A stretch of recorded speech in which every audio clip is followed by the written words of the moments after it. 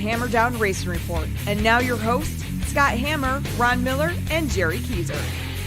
Welcome, race fans, to the Hammer Down Racing Report for Thursday, January 14th. I still have 2020 on my show prep here. I didn't change the year. Oh, God, what am I going to do with you? I guess I'm a year behind. I'm not sure. I think this is 2021. Sure. And Ron's got some new internet, so he sounds like a robot right now. We can't hear you, Ron. What are you saying? Is my camera any better now? No, but we can at least hear you now. Oh, all right. Anyways, show number 162 coming at you live from the Hammer Down Racing Report home studios. The Hammer Down Racing Report presented by Oakshade Raceway. Live on Facebook, Twitter. Where else are we? YouTube, all those places. And, of course, you can listen to us on demand at Apple Podcasts, Spotify, Google Podcasts, whatever you listen to your podcasts on, which we should probably be the top one, right? I would think so. I would hope so. Big show tonight.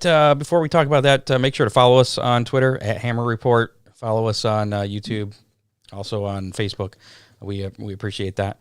Coming up tonight, we're going to talk to Kenny Wallace, former NASCAR Cup Series racer. He's racing the Xfinity Series. He's raced just about everything, and he was NASCAR and Fox commentator. Jerry's reaching for something. I'm not sure what it is. You going to get mad if I do this? I see her. You go. There you go. Yeah, we'll put Rusty up. I don't know. Doing some prep, I was watching some interviews with him, and they were talking about his brothers. And there was the one interview where he said something about, I think he got the pole or something for some race, and he went to his when he was a kid. Let me back up. When he was a kid, Rusty would, and Kenny's the youngest brother there. He would tell Kenny to go make some, I think it's bologna and cheese sandwiches or something. So that was when they were kids. And then he got the pole for this race, and he went into Rusty's pit, hoping that Rusty would be saying, hey, congratulations, great job. And instead, Rusty said, hey, go make some sandwiches. So we may have to ask him about that. But yep. Also, tonight is Kenny Wallace's wife, Kim. It's her birthday, so he's going to be joining us a little bit later. Originally was going to be here earlier, but he's got to take Kim out to dinner and don't want to mess up some marital bliss there. So we will also be hopefully checking in with Anton Hernandez, who is at the Chili Bowl in Tulsa, and he raced on Tuesday. I believe finished 16th, so we'll get an update on things going on there. Hopefully he'll be joining us here shortly, and it'll all be good. Make sure to... I'm getting a text to remind me to hit that little guy right there. Thanks. Appreciate that. I want to thank our sponsors real quick. Oakshade Raceway, of course, we're the fastest meet to race. Big sponsorship. They're with us the entire year of 2021, or still 2020 if you go by my show prep. Whichever year. It doesn't matter. Maybe it's 2 years. Also got to thank Real Geese Silhouette Decoys, the most technologically advanced goose and duck decoys ever produced, and they're manufactured right here in the U.S., so that's good. Check them out, realgeese.com, or call 419-800-8100. Thanks to Craig Mintz for that. Mill Street Speedway scheduled the rescheduled Hangover 2 coming up on Saturday, January 16th. That's 2 days. Lots of sponsors and drivers coming forward for that. Out of the woodworks. Sounds like it's going to be pretty big. And the purse is pretty big now. Yes, it is. Very exciting. You got a lot of compact drivers, through the Whiskey Scout drivers, very excited, and definitely looking forward to it. Yeah, I was seeing messages from guys from the payoff. The payoff got me excited about getting my car out of the trailer and doing a little maintenance on it. Yeah, maybe you could improve your finish from Sandusky. Only 2 spots. Well, it's still an improvement. Got to thank Big D's Pizza out there in Clyde, 419-547-1444. Check out the Big Nut Burger. Of course, that was their OSU deal, and I'm a Michigan State guy, so I don't feel sorry for you Ohio State guys. I would say Ohio State had a pretty damn good season. I mean, you got to the championship game, so Yep. Yeah, and they played well. We were down a little bit on defense. Things happen. Alabama's just a great team. I mean, if you don't come 100% prepared, you're not going to win, and that's what happened. So I didn't see any of that game. I was working on the my part car. of the game that I watched. It looked like they left their defense at home. Offense was actually had them in the show, but it just looked like defense let them down. First half, yes, but Alabama has the Heisman Trophy winner in their wide receiver. They also have a heck of a running back. They asked the running back after the game, how did you run over Ohio State so effortlessly? He said he got mad. He said there was no effortlessly about it. They kicked my butt all night. I just, was able to get through it. So, all right, Hammer Down Football Report tonight. Matt Swander had breaking news for you there in the comments. I don't have my comments on here. I also got to thank Ron Miller Race Cars, Lambertville, Michigan. What's going on at Ron Miller Race Cars, Ron? Same stuff, man. Just building trucks and bodies. A lot. Nice there, Matt. Nice. Anyway, yeah, for folks that aren't watching live, Matt Swander just said, breaking news, Alabama just scored again. I thought Ohio State was called up the officials demanding them to find some more points. This isn't Pennsylvania. This isn't Georgia. This is Ohio. We don't whine about it. We Not take Minnesota our either. So give Ron Miller Race Cars a call, 734-856-7223. And if his phone's not working, you want to give out your cell phone there because I know you're having some new internet issues. And it's 41. Actually, it's not a big issue because the shop phone is forwarded over to my cell phone. But if somebody wants to call me and they can't get through, it's 419-279-0100. Good enough. Want to give us a racing roundup there, Jerry? You got it. This week's Racing Roundup, once again, brought to you by Tim's Dirt Track Simulators out of Lima, Ohio. Tim Sims donating a prize pack for the winner of this week's How Many, in addition to the Big D's Pizza. So we'll talk about that a little bit later. Let's get into tonight's Racing Roundup. We'll start with news from the Chili Bowl Nationals.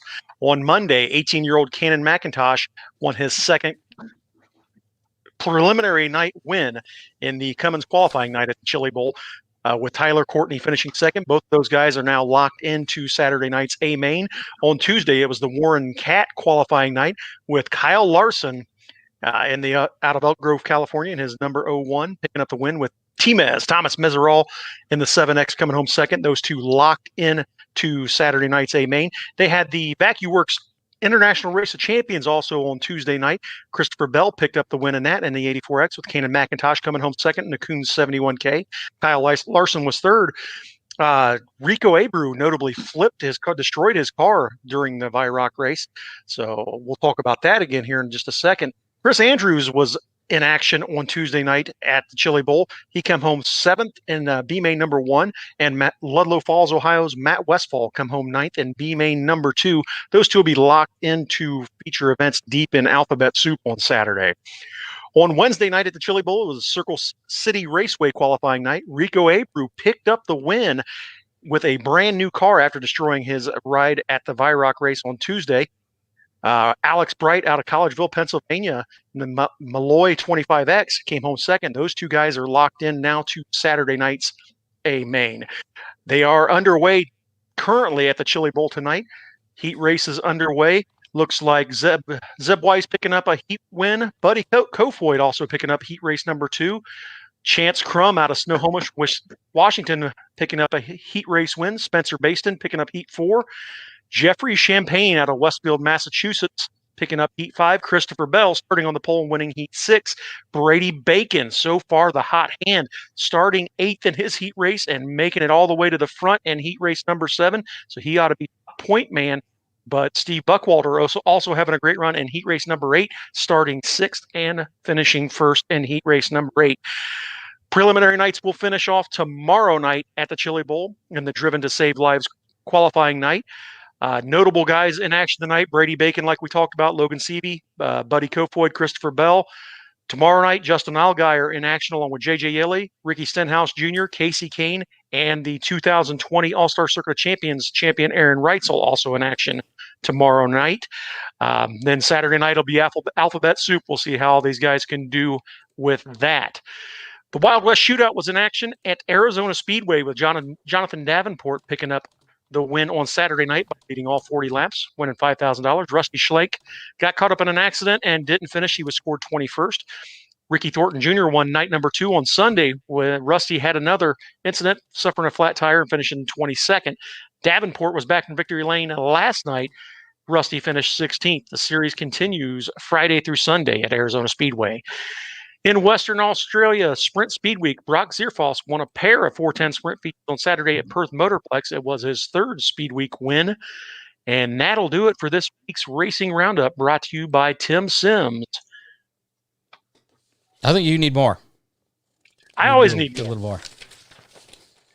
Working on getting connected here with Anton. I know we did some last minute shuffling around of the guests with Kenny being pushed back just a little bit here. Trying to get connected with Anton again, who is down at the Chili Bowl Nationals. Lots going on down there. Yeah, and like I said, they've got less people. The 8 heat races are in now. They'll run their 4 qualifiers, and then dual C mains, dual B mains, and then tonight's A main feature, which will be lined up based upon the result from the qualifying events. What was the car count, Jerry? Total car count. Total car count. Let me get back to it. Actually, it doesn't give me the total car count. I believe it's 305, if I remember correctly. Now, does everybody make it to the Alphabet Soup on Saturday? Everybody that's qualified that's raced is eligible to race on Saturday and Alphabet Soup. A lot of guys will choose not to, just based upon how deep they are, if it's worth it for them to even try, or if their equipment can run. So it's kind of one of those deals. I mean, it's been done from, I want to say, an F main J.J. Yaley several years ago. So that's guys like that, will take a shot at making a run through Alphabet Soup. 319 is the car count this year. Yep, Thanks, Dave Kemmer said 319. Thank you, Dave Kemmer. Well, while we wait for Anton to join in, we'll go through a little bit of some of the news here. From last week, if you tuned in, we had Nick Berry, ice racer, sprint car ice racer up there in New Hampshire. Got distracted there. Will you read that? Can you read that for me, Jerry? Well, let me get back to it. Sorry, I was looking at some more Chili Bowl stuff. From Nick Berry, ice racing in New Hampshire has raised over $250,000 for Norris Colton Cancer Center. In 2021 and beyond, Sprint Cars on Ice will continue to support and donate to Norris Cotton Cancer Center and the Children's Hospital at Dartmouth with considerable donations. Thank you. No, Mike, I have the lights off, Chris Mize. Stop. Guys, just chill. Talking about my hair. I have different lighting in here. I was trying different things tonight. Apparently it makes my hair look better. Cool. Is darker good? I've been dyeing mine gray for years. He didn't say it made it look better. He was just questioning if you had done it. I gotcha. All right. Moving on here real quick. Hailie Deegan was in the news, and this might sound eerily similar, not quite exactly the same as a Kyle Larson situation from last year, but she had to apologize after this happened. And if you are very sensitive, don't listen to this because this is the unedited video of what got her in trouble. So if you have sensitive ears and you don't want to hear the R word, mute the speakers for like 5 seconds and then come back. This will save you from this will save you from doing a Google search on what the R word is too. So and it's not rain. It's not rain. So here we go. It is. This is fun. Oh, hey, who's the retard behind me? Don't do that, please. So, that's the R word that Haley Deegan used, and she did offer up an apology here, said it was inappropriate slang and a stupid thing to do.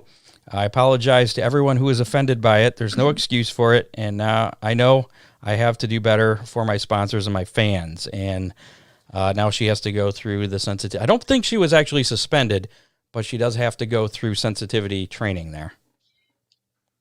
So there's that. And Ron's curious. He wants to know if you can leave your comment in the comments. I guess where else? Yeah, some of our listeners leave a comment and let us know if you really think that was offensive and how much you would chastise her for a comment she made on a sim game, not even in a real race car. All right. Hey, Jerry, can you take over the rest of the news there? I'm going to get Anton on the phone here. Absolutely. See, we have to get back where we were. Yeah, I got to get back over to it. Tony Stewart addressed the issue why the NASCAR Truck Series is not at Eldora in 2021. Eldora decided not to renew the contract. Tony said, I know there's been a lot of misconceptions that NASCAR took us off the Truck Series schedule, but that's not how this happened. Stewart said in an interview with TobyChristie.com. NASCAR didn't take us off the schedule. We just didn't renew our contract. We have our list of reasons for it. We've got some big things we're trying to do with Eldora Speedway, and we felt that we needed to go in a different direction. So NASCAR is still going to be on dirt with the trucks at Bristol and also at Knoxville Raceway. So it's still going to be a great, chance to see the trucks on dirt at a couple different tracks in 2021. NASCAR Cup Series driver Martin Truex Jr. and longtime girlfriend Sherry Pollux have been recognized as the fourth quarter National Motorsports Press Association Pocono Spirit Award winners for the establishment of the Sherry Strong Integrative Medicine Oncology Clinic. On November 5th, Truex and Pollux celebrated the opening of the center at Novant Health's new Weisinger Cancer Institute in Charlotte, North Carolina. The Sherry Strong Center was established through the efforts of the Martin Truex Jr. Foundation and the Sherry Strong Initiative. Pollux has waged a years-long battle against ovarian cancer and announced in December a recurrence of the disease. The World of Outlaws Morton Building Late Model Series kicks off its season tonight through Saturday for the Dirt Car Sunshine Nationals at Volusia Raceway Park in Volusia, Florida. Believe you can check that out on Dirt Vision if you are a subscriber. So, hey, guess who I got on the phone now? But don't you dare leave us now. Who, me? What? Yeah. What's going on? No, don't leave us now to watch something on Dirt Vision.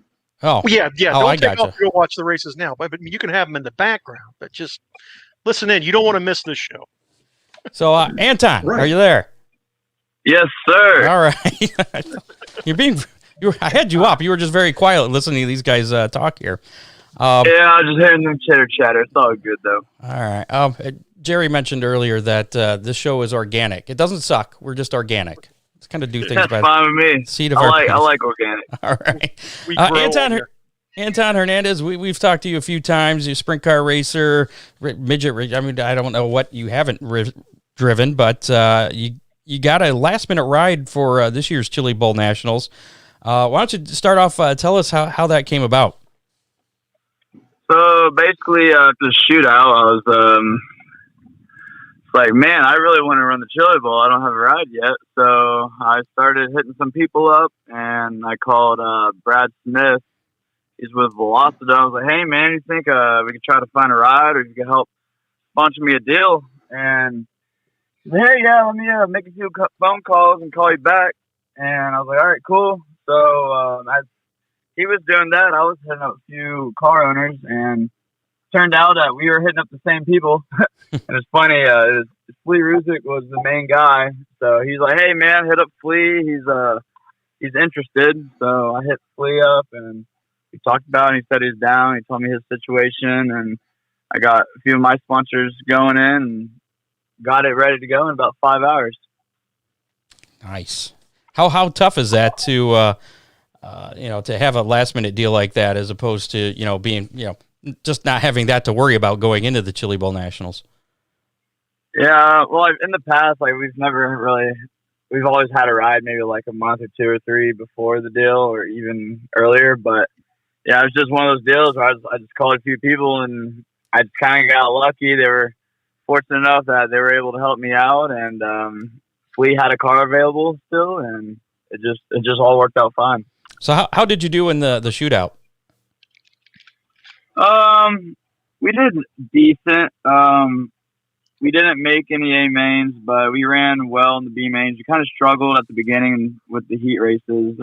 We're a little off on our setup, but I just didn't feel comfortable because I really don't race micros anymore, and we only run them once a year. It's kind of hard to pick them back up sometimes, but overall, I mean, it was fine. Definitely doing a lot better with the Chili Bowl, so I kind of, in my own mind, scratched the shit out of my head because it was just one of those deals. We didn't really have too much luck. Well, your qualifier night was Tuesday night. Tell us how that went for you. It went pretty good. So started pulling the heat race, kind of half spun, got a left front flat and was hanging in there with those guys. But it was pretty tough. But started first, finished fourth, made it to a qualifier, started ninth in that. I think we got up to fifth or so. So we got some passing points back, which put us second row in the B main. And started fourth and got to second pretty much off the start and just stayed there. So made the show. Started 22nd in the feature. I think we got 15th. So, I mean, we came forward, passed some cars, and overall it was a decent night. So that should put us D main for Saturday. Is that the best you've been for the Alphabet Soup Day, or have you been better? My best is 10th in the C. So my goal every year is to make the live show. So hopefully we can get to the D and make it to the C. That's my goal this year. So if we can make it even further than that, that shows extra brownie points for me. I think one of the first times we talked to you was a couple years ago, and I learned about the Alphabet Soup stuff from you. How many transfer from each of those into the next race? So basically, it goes all the way to the double O main. So there's tons and tons of races Saturday, but they take top two all the way up to, I think, the E main or the F main, and they start taking 4 after that. And I believe the D and the C, they take 6, and then the B main, they take 8, I think, 7 or 8 in the B. So if you're able to get into B, C, D, E, F, you have a little more wiggle room to get in. So does anybody ever go E-I-E-I-O? A-I-O-E-O-E-I. Anton, after racing on Tuesday, now you sit dormant until Saturday. How do you keep yourself ramped up and ready to race on Saturday and prepare to run multiple races on Saturday against some of the best in the business? I eat my Wheaties in the morning, get up, have a great sleep the night before. Before Saturday or any day before I race, I don't drink or anything like that. And I just make sure I get good sleep, wake up, get a good breakfast. I watch previous races. I watch NASCAR cams on YouTube, and I listen to music. I just try to pretty much somewhat of a meditation type deal, just try to stay calm and level headed. Once it gets to race time, I just focus on what I have to do, try not to worry about the cars, and I just try to race the track. So that's the biggest thing. Is a lot of guys, they're too worried about other people on the track, but you're racing the track. You want to get around there as quickly as possible. So that's pretty much my plan going into Saturday. Do you watch any of the 4 days of watching racing? Yeah, 4 days of watching racing. Do you learn anything, and do you get tired of watching racing? Oh, never. I could watch this till the day I die. I mean, racing's in my blood, and that's what I like to do. I quit all the sports in high school to go race cars, so I could watch it all day long. I love it. But I just try to stay calm with it, and I enjoy myself. And I love racing. So that's whatever if it has to do with racing, I'm in it. So it's a lot of fun. Are you watching tonight's action? Oh yeah. It's awfully quiet. I'm in my car right now. I'm about to get some food. Oh, okay. So luckily, no noise in the background. So Nice. Do you got a pick for tonight? but yeah, I really got to thank a few guys for this Chili Bowl deal. I got David Zamperin from Zamp Racing. He's one of our main sponsors with the Chili Bowl. I got Brad Smith with Velocita, Robert Boswell with Boswell's Consulting. Got Dean Henry, and you know those guys. Oh yeah. Oh yeah. He hopped on board. He's been helping me out for about 3 years now.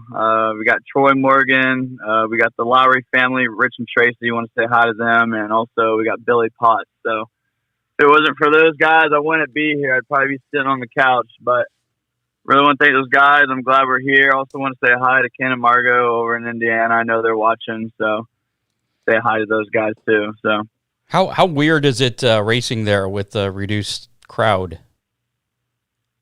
I mean, do you even notice it at all? It's not really. There's still a good amount of fans in the stands, so it's not fully packed, but there's still people there. So as long as we're entertaining someone, that's all I care about. Like, if there's no fans, then what's the point of racing, right? But at least we got people there watching and enjoying themselves. So as long as we were able to put on a show, that's all that matters. Cool. So what do you think your chances are then on Saturday to not only just make it into the main event, but to have a chance at winning it? Hey, if you're going in there thinking you're going to lose, then you shouldn't even be racing. If you're just doing it for a hobby, yeah, go have fun, but I want to win. I'm going to do the best I can to get through there. Obviously, my goal is to make the A-Main Saturday, and I'm going to do my best to make that happen. Did you make any changes to the car based off what happened on Tuesday? Yeah, we were struggling a little bit in the heat races and in practice and whatnot. So we made pretty major changes from the heat race to the qualifier and made the car a lot better. We were able to move forward, and then B main, it was good. A main, it was also pretty good. I just made a few mistakes. I think we could have had a top 10 in the A on our preliminary night, but ran the top when I shouldn't have, and I should have stayed patient, stayed in line, because it started rubbering up on the bottom. But it was a little too late. I was up to, I think, 12th at one point, and then I tried the top, and I lost like 5 spots. I was like, well, I'm just going to go to the bottom and see what happens. So, yeah, that's about it, really. So last year you ran the USAC AMSOIL National Sprints and finished, 17th in points as a rookie. How'd that come about? So yeah, Kim Baldwin gave me a call. I was like, hey, I want you to run the USAC season this year. And I was like, wow, that's the Baldwin number 5 car. It's a pretty famous car that a lot of people know about. And so he flew me to Indiana and gave me an interview. They really liked me, and he was like, yep, we want you in our team. So started racing and was doing really well. We were knocking off top 10s, and then we actually started to have a little bit of crew chief problems. Me and him, we weren't really getting along that great. I don't really want to go into too much detail of that, but this is the good stuff. We want to know all the dirt. Yeah, I mean, it is what it is. We really didn't get along, and we kind of just butted heads. He didn't really want to listen on setup and all of that, and I just was told I didn't know anything, so I just kind of backed off and let him do his deal, and wasn't really making the car owner too happy, so they put another driver in the car to see like what was up, and he didn't do too well. And then they put another guy in the car, and he didn't do too well, so they actually let him go the very next day. So I'm still somewhat with them. We don't really have a full-time crew chief right now, so we're just gonna hop around from race to race, run local stuff, and he's going to throw other drivers in the car too. It's going to be like a part-time deal, but they still want me to race for him for some of the 2021 season. So, and is that with the USAC National Sprints, or would you just be doing other? It'll probably be maybe a few races that are like in Indiana and whatnot, but it'll be local stuff also. We're just going to jump around, kind of not really follow the tour. So, okay.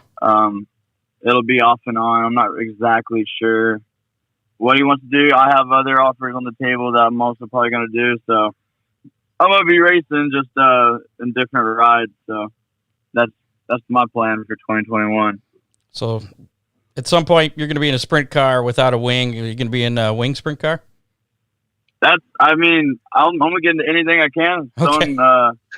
If I hear someone has a ride available and I call them, they want to put me in the car, I'm 100% down to go drive it. So I'm a race car driver. I'm not just a long sprint car driver. So I'll hop in anything and race it.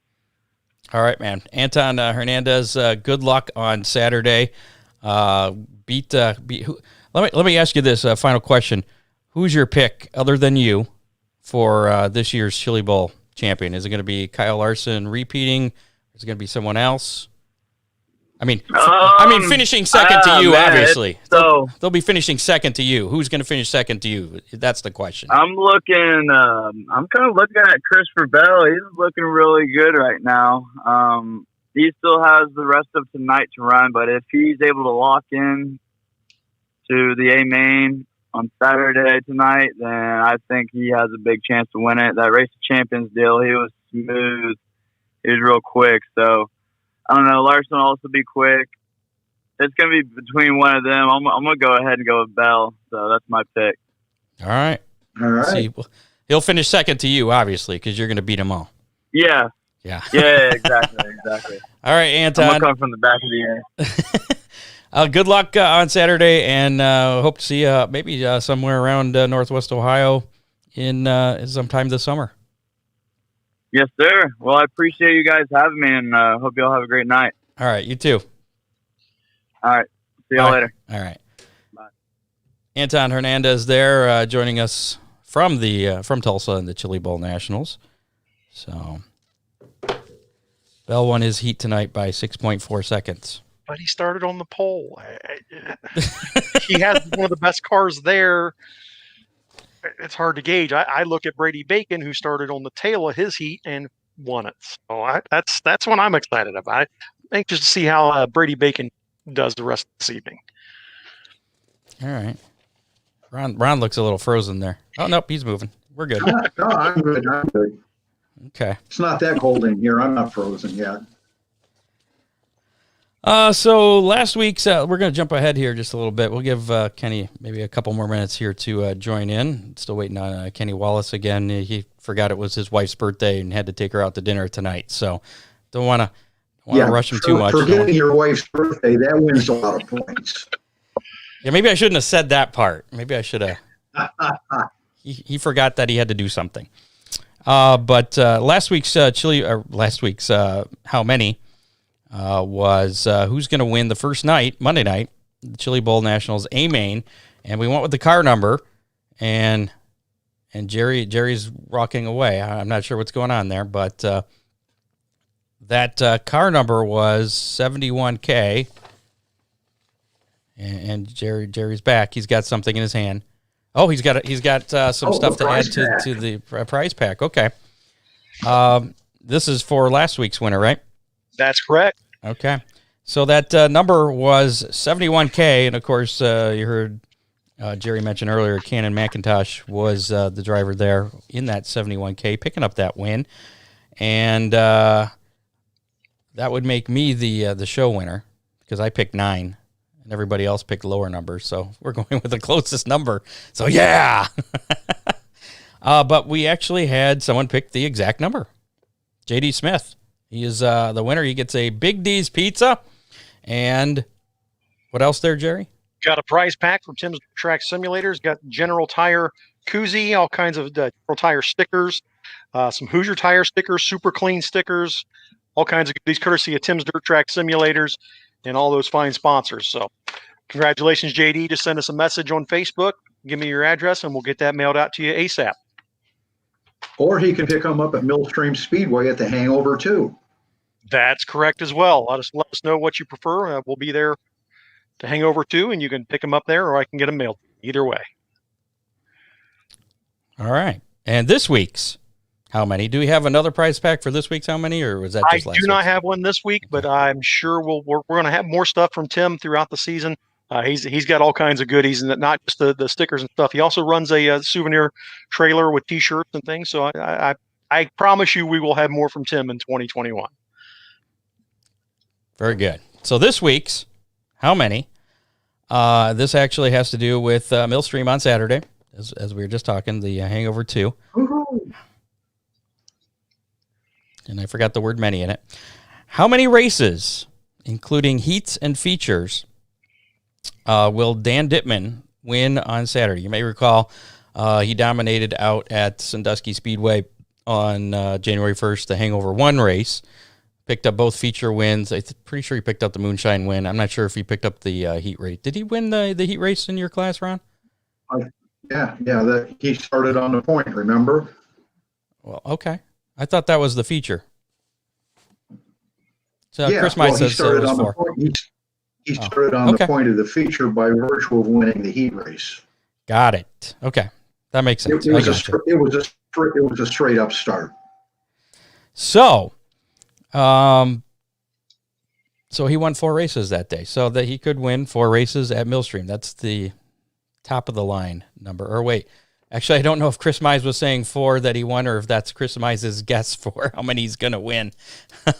Oh, both. Okay, we'll go with that. I haven't even told you the damn rules yet. All right, just got a text from Kenny. He's almost home, so we'll have Kenny Wallace on here shortly. So this week's how many races will Dan Dittman win Saturday at Millstream? And I just want to point out that 5 I don't think is possible. Dean Henry does have a possible number. That's possible. It could be 0, 1, 2, 3, or 4. Unless maybe he's got a compact that he brings, then he could get a couple more wins. Then it could be 5, 6. The guy's on a roll. Somebody could put him in a compact, you know?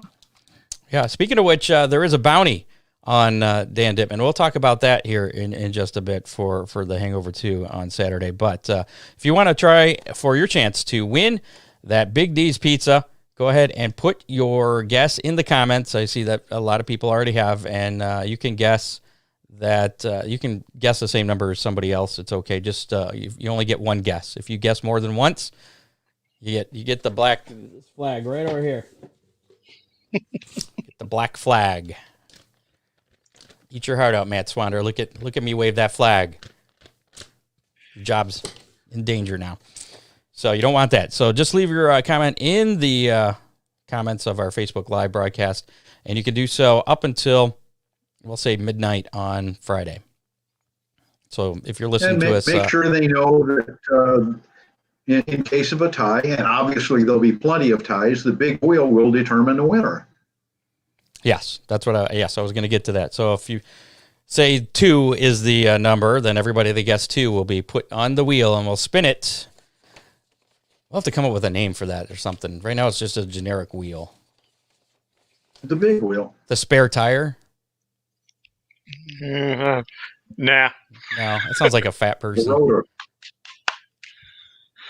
The what? It could The be a rotor? rotor. Yeah. Okay, sure. The roly-poly. So we're going to guess here in the studio, and since I won last time, I have to go first, don't I? I'm going to say 0. I'm going with 0. How many races Dan Dittman's going to win on Saturday? Age before beauty, Ron. Oh, well, I'm going to go with 0 and let the wheel decide. We're going to have we've never done that before. Sure, we can do that. No, we're going to do it with all 3 of us. I'm saying 0 as well. Wow. What about, is Kathy in there with you? Ron? Hello? Yeah. Hello, Ron? Oh, yeah? Yeah. Does she have a guess? How many races is Dan Dittman going to win Saturday? Ooh, we have a 4-way tie, folks. I like this. I kind of like that too. Dean Henry's idea there. No, the pizza wheel, sure. The Big D pizza wheel. That does kind of look like slices. You'll get a slice. You get a. Yeah, if you pick the winning number, you get a slice, and we'll spin that pizza around, and whoever slice it lands on will win. Again, we're organic. We don't suck. We're organic. Kudos to Dean Henry for a great suggestion. I like it. Very good. All right, still waiting for Kenny Wallace to get home again. Had that dinner thing with his wife because it's her birthday, so we didn't want to infringe on that. Moving on, Scott, my son says that my audio is really horrible. So if I break up, one of the questions that I wanted to ask Kenny was about Joyce Standridge. Joyce Standridge is a regular writer for Speedway Illustrated magazine, and I guess she co-authored the book on Kenny Wallace. Just ask Kenny their relationship. I guess it's kind of like a sister-brother deal. I guess they're very close. There's a Kenny Wallace book? You're going to have to ask him. Well, I'm asking you. I want to know more about this now. I didn't come across this. I just read what Joyce wrote. I subscribe to Speedway Illustrated, and she is the first page that I turn to in a magazine. Totally, just a great writer. How long ago did she write this? Is this like a recent thing? I think recently. Okay. Maybe last week. I don't know. That's why you got to ask Kenny if. Oh my gosh! If my audio is breaking up. All right. Happy birthday to Bobby Behringer's wife as well. There you go. Woo!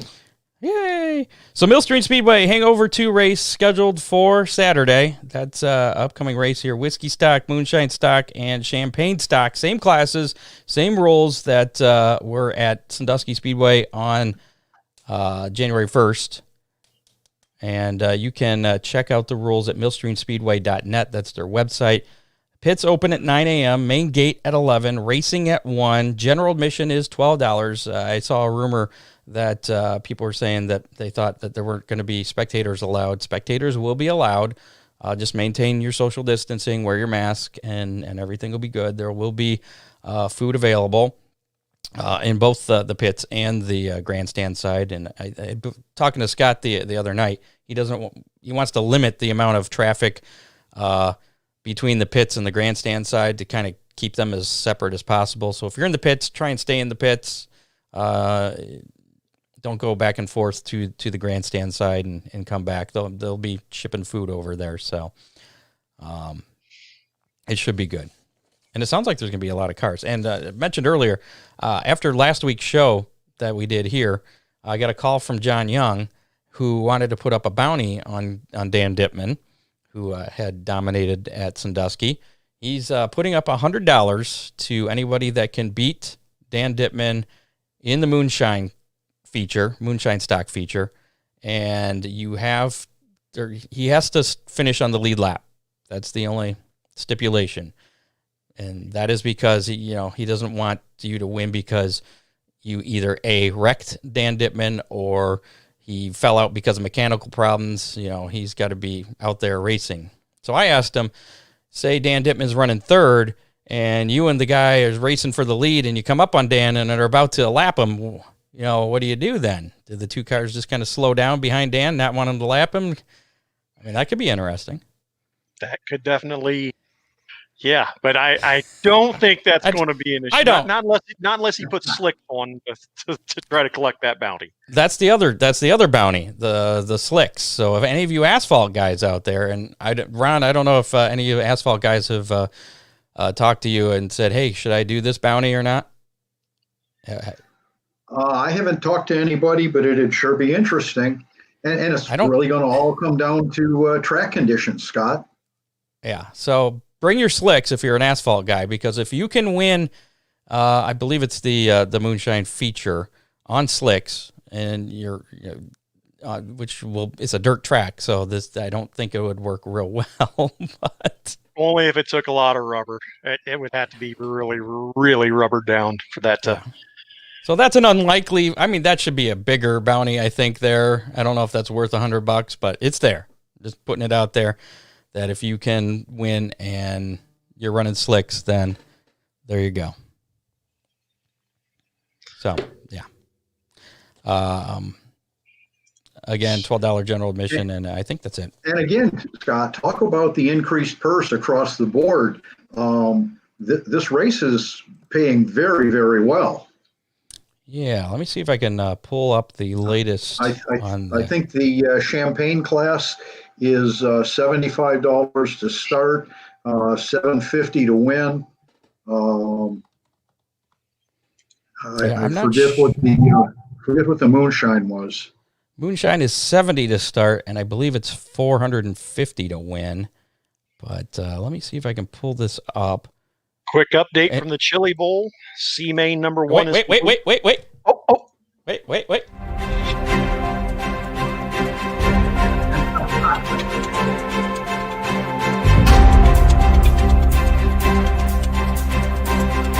Breaking news from Lucas Oil Chili Bowl Nationals. C main number one is complete with Jason McDougal out of Broken Arrow, Oklahoma, picking up the win.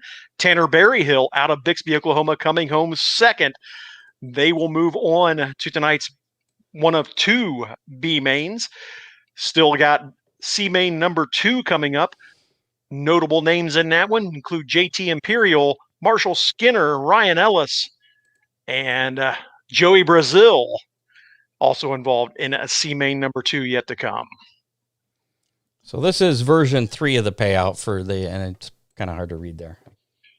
Can't make it bigger, but this wasn't last night that we were up to version 4. He may have added things to this now. I know that the moonshine stock was $450 to win. Champagne was $750 to win. I believe whiskey stock was up to $300. I could be wrong, but I'm pretty sure that's what it was. And those numbers could still go up. So those are pretty good numbers. I'm sure what I saw this morning was champagne for $750 to win, $75 to start. And that could have changed. Yeah, that's right. No, it's still $75 to start, and it is $750 to win. I recall that from last night, but I don't have that graphic available to put up as of right now. So, I'm running out of stuff here. I don't know if you can tell I'm kind of stalling here, waiting for Kenny to get back from dinner there. Next week on the show, we'll have dirt late model driver Dona Marcoulier. And we'll talk about, he won that championship they had at Merritt and Tri-City up there in Michigan this past year. And he's run successfully at Oakshade too. Been a few years since we've seen him there, I believe, but we'll talk to him about that and an incident I guess he had with Rusty Schlenk. And speaking of Rusty, he's out at Wild West Shootout. Yeah, he hasn't had too much luck as of yet, but I know he's trying to sell those domination pretty well. He really has. The track conditions have been a little one lane, kind of rubbered up. Most of the guys are finishing where they started. I know last night Rusty was 3 positions ahead of. Who the heck was it? Oh, Billy Moyer, Sr. So, he's racing some really tough guys. And the car, I guess, is looking well, and he just needs a couple of breaks. I did reach out to Rusty yesterday, or maybe it was the day before, asking him about the, the Future of Our Sport award that he does each and every year, to see if he was going to do that this year, because usually he does that in conjunction with his race party in February, where he has everybody come out with their displays, and then everybody comes out and votes with their tickets as to who's going to win the Future of the Sport award, which usually is worth thousands of dollars worth of prizes and equipment, different deals. So I don't know. He said that he hasn't made a decision yet. He's still kind of waiting. So there's still a chance that it could happen, but I don't know. It may not.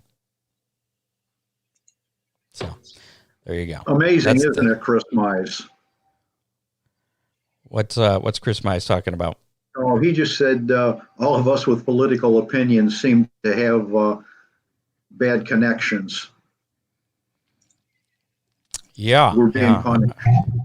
I'm sure that's it. And who instigated your change in internet provider? Ron? Hello, My previous internet connection was highly overpriced and pretty undependable. Okay. And I'm not going to say anything more. I suppose there's some people that love Buckeye Express. Oh, I'm sorry. What? Okay. I can't, I'm not arguing with you there, but as I recall, it's not a conspiracy that you changed your internet provider. No, but it's kind of strange that everybody up in this area has pretty decent service, except me. Well, I can tell you my brother's got the same service as you, and he doesn't support the opposite party that you support. He supports the other people in the middle, the libertarians, I think. I think that's what he is. Yeah. But he's got the same inconsistent T-Mobile issues. Oh, did I say that? And I'm looking out my window now, and I can see the blinking light on top of the tower, probably 200 yards away. That's all the power is going to that blinking light. Yeah, it's taken away from your internet speed. So I was probably so close that it's shooting right over my house. Let's go back to this Haley Deegan incident, and I didn't look at the comments. I know we asked for some here, so I'm scrolling back. Breaking news from the Chili Bowl. Oh. Go ahead. C-Main number 2 is complete with Brent Shearer picking up the win. Chance Morton coming home second. Johnny Kent in the third. Justin Dickerson getting by Ryan Ellis on the final lap to grab the fourth and final transfer spot to the B-Main.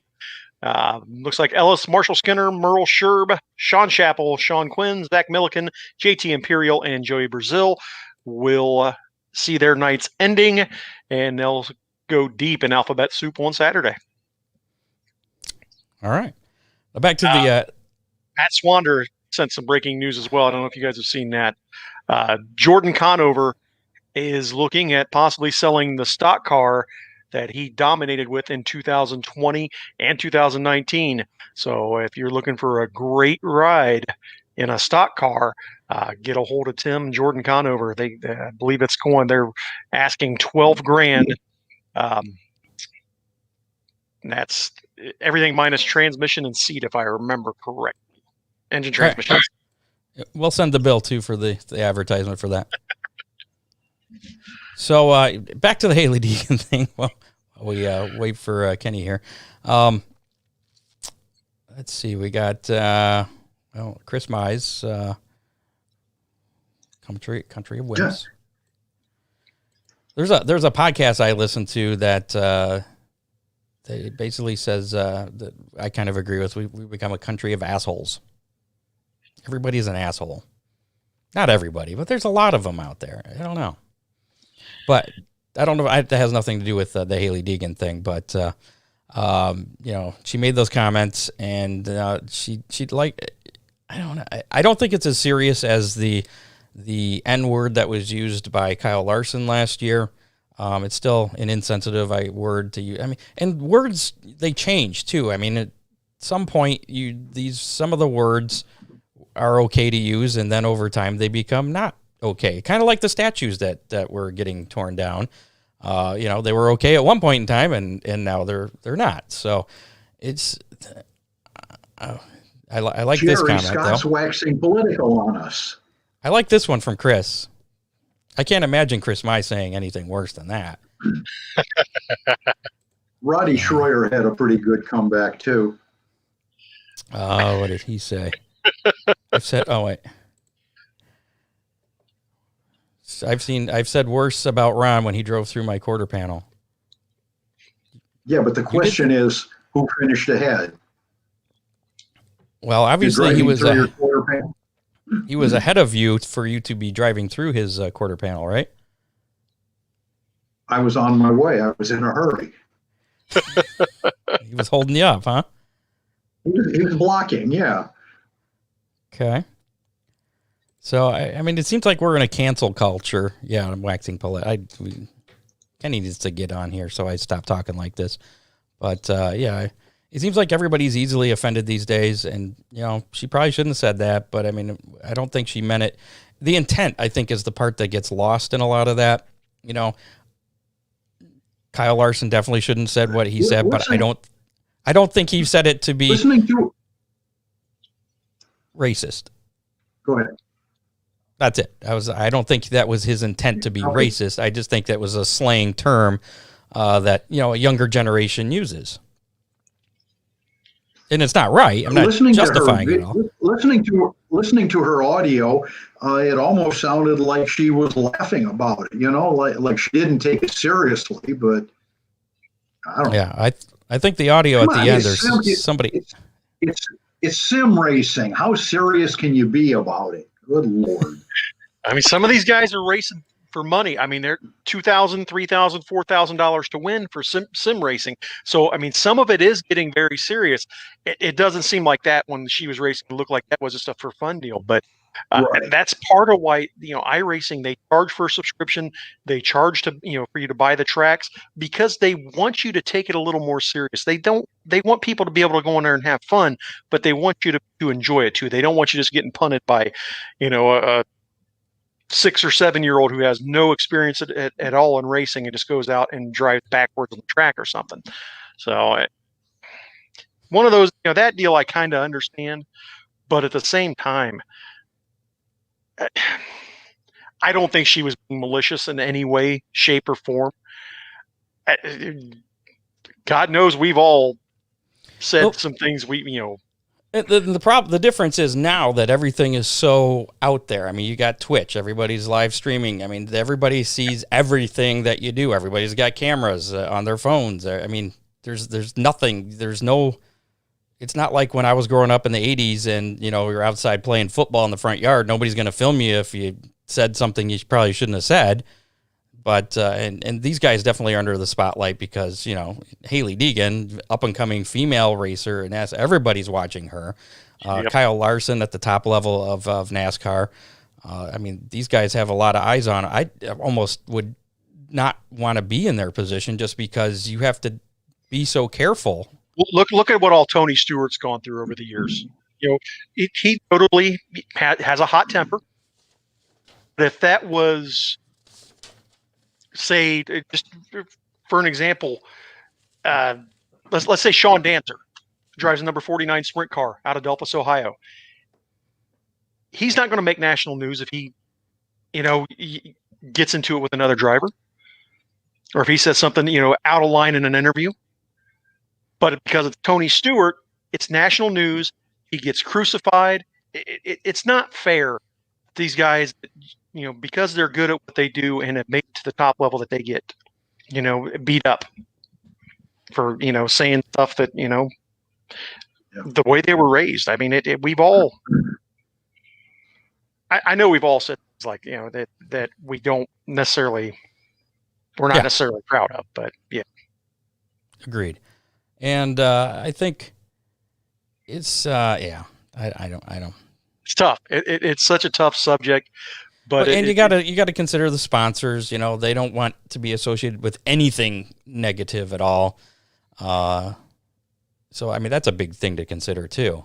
One of my best friends, they have a 21-year-old son who is autistic, and until I've used that R word, quite a bit over the years. And I am more conscious of it now because I do know somebody who's affected by it, and they do take offense to it. So I get both sides of it, but at the same time, is it really that bad of it? I mean, it's in the movie The Hangover. It must be all right then. I mean, you hear it in movies. It's like, the N word. How often do you hear it in songs? Mm-hmm. I listen to all types of music, rap included, and how do you justify beating somebody up for saying it, or, ostracizing them for saying it, when you turn around and I can turn on the radio and hear it? It's a lot of hypocrisy. Yes. I can see Ron using those kind of words. He's big in the slang. What? What? I'm always politically correct. Mm-hmm. Sometimes. So what changes are you doing to the car for Saturday, Ron, to try and beat Dan Dittman? Putting 8-inch tires on it and changing the bar angles. Wasn't the 8-inch tires, isn't that only working on the wet asphalt? Is that going to work for in the dirt? Retarded bomber ain't beating me again. What's that? I said that retarded bomber's not beating me again. Oh, dear Lord, you've just been canceled. I'm drinking out of Chris Mize's cooler on Saturday. I'm going to have twisted tea for anybody that wants to get rowdy. All right, I'm texting Kenny now. He asked when we're ready. I said, please do it now. Hurry, because Ron's about to get canceled. Is your pizza there? Something is. You might have to eat it on the screen. We're probably going to go over tonight, so if you're listening to us on like iHeartRadio and not live, then yeah, we're probably going to be going a little bit long tonight. Kenny Wallace, it may be that we are in the different time zone too. That may have been a little bit of a different deal because he's in St. Louis. Although he did say he was going at 5, so that would be 6 our time. So that'd be an hour and a half, I guess. Yeah. Or what are you doing there? You trying to do the? I'm doing the math. Calculations. I'll be right back. I gotta go see why Mama's not answering the door. Oh, all right. Emergency from Ron Miller there. Well, Secret Service is at Ron's door. Little black helicopters. Yeah. It wasn't the light on the tower. That was the helicopter. Leave it to Ron to stir stuff up. And it's when you least expect it, too. Oh, my goodness gracious. Come on, Kenny. Save us, please. Again, we should have the results of the, I don't know why I bring this up, the Best of Toledo, the Toledo City paper, Best of Toledo, coming up in February, I believe, is usually when they release the winners as to who gets that. Again, we appreciate everybody who voted for us. They ended that voting back in the middle of December. Fingers crossed, maybe we get it this year. If not, we're still one of the top 6 podcasts in Toledo. And Qualifier 1 is complete at the Chili Bowl with Kaylee Bryson picking up out of Muskogee. Trey Drop coming home second. Brady Bacon coming home third after starting 6. 4 passing points for him. TJ Smith falling back to 4th after starting on the pole. Sam Haferty falling back to 8th, notably. So definitely some Brady Bacon having a great night so far at the Chili Bowl Nationals. So, Ron, was it the Secret Service at your door? Yes, it was. Obviously, he was disguised as a pizza delivery guy, but I knew it was the FBI or DOJ. Did you look at the pizza and see if there were names on the slices?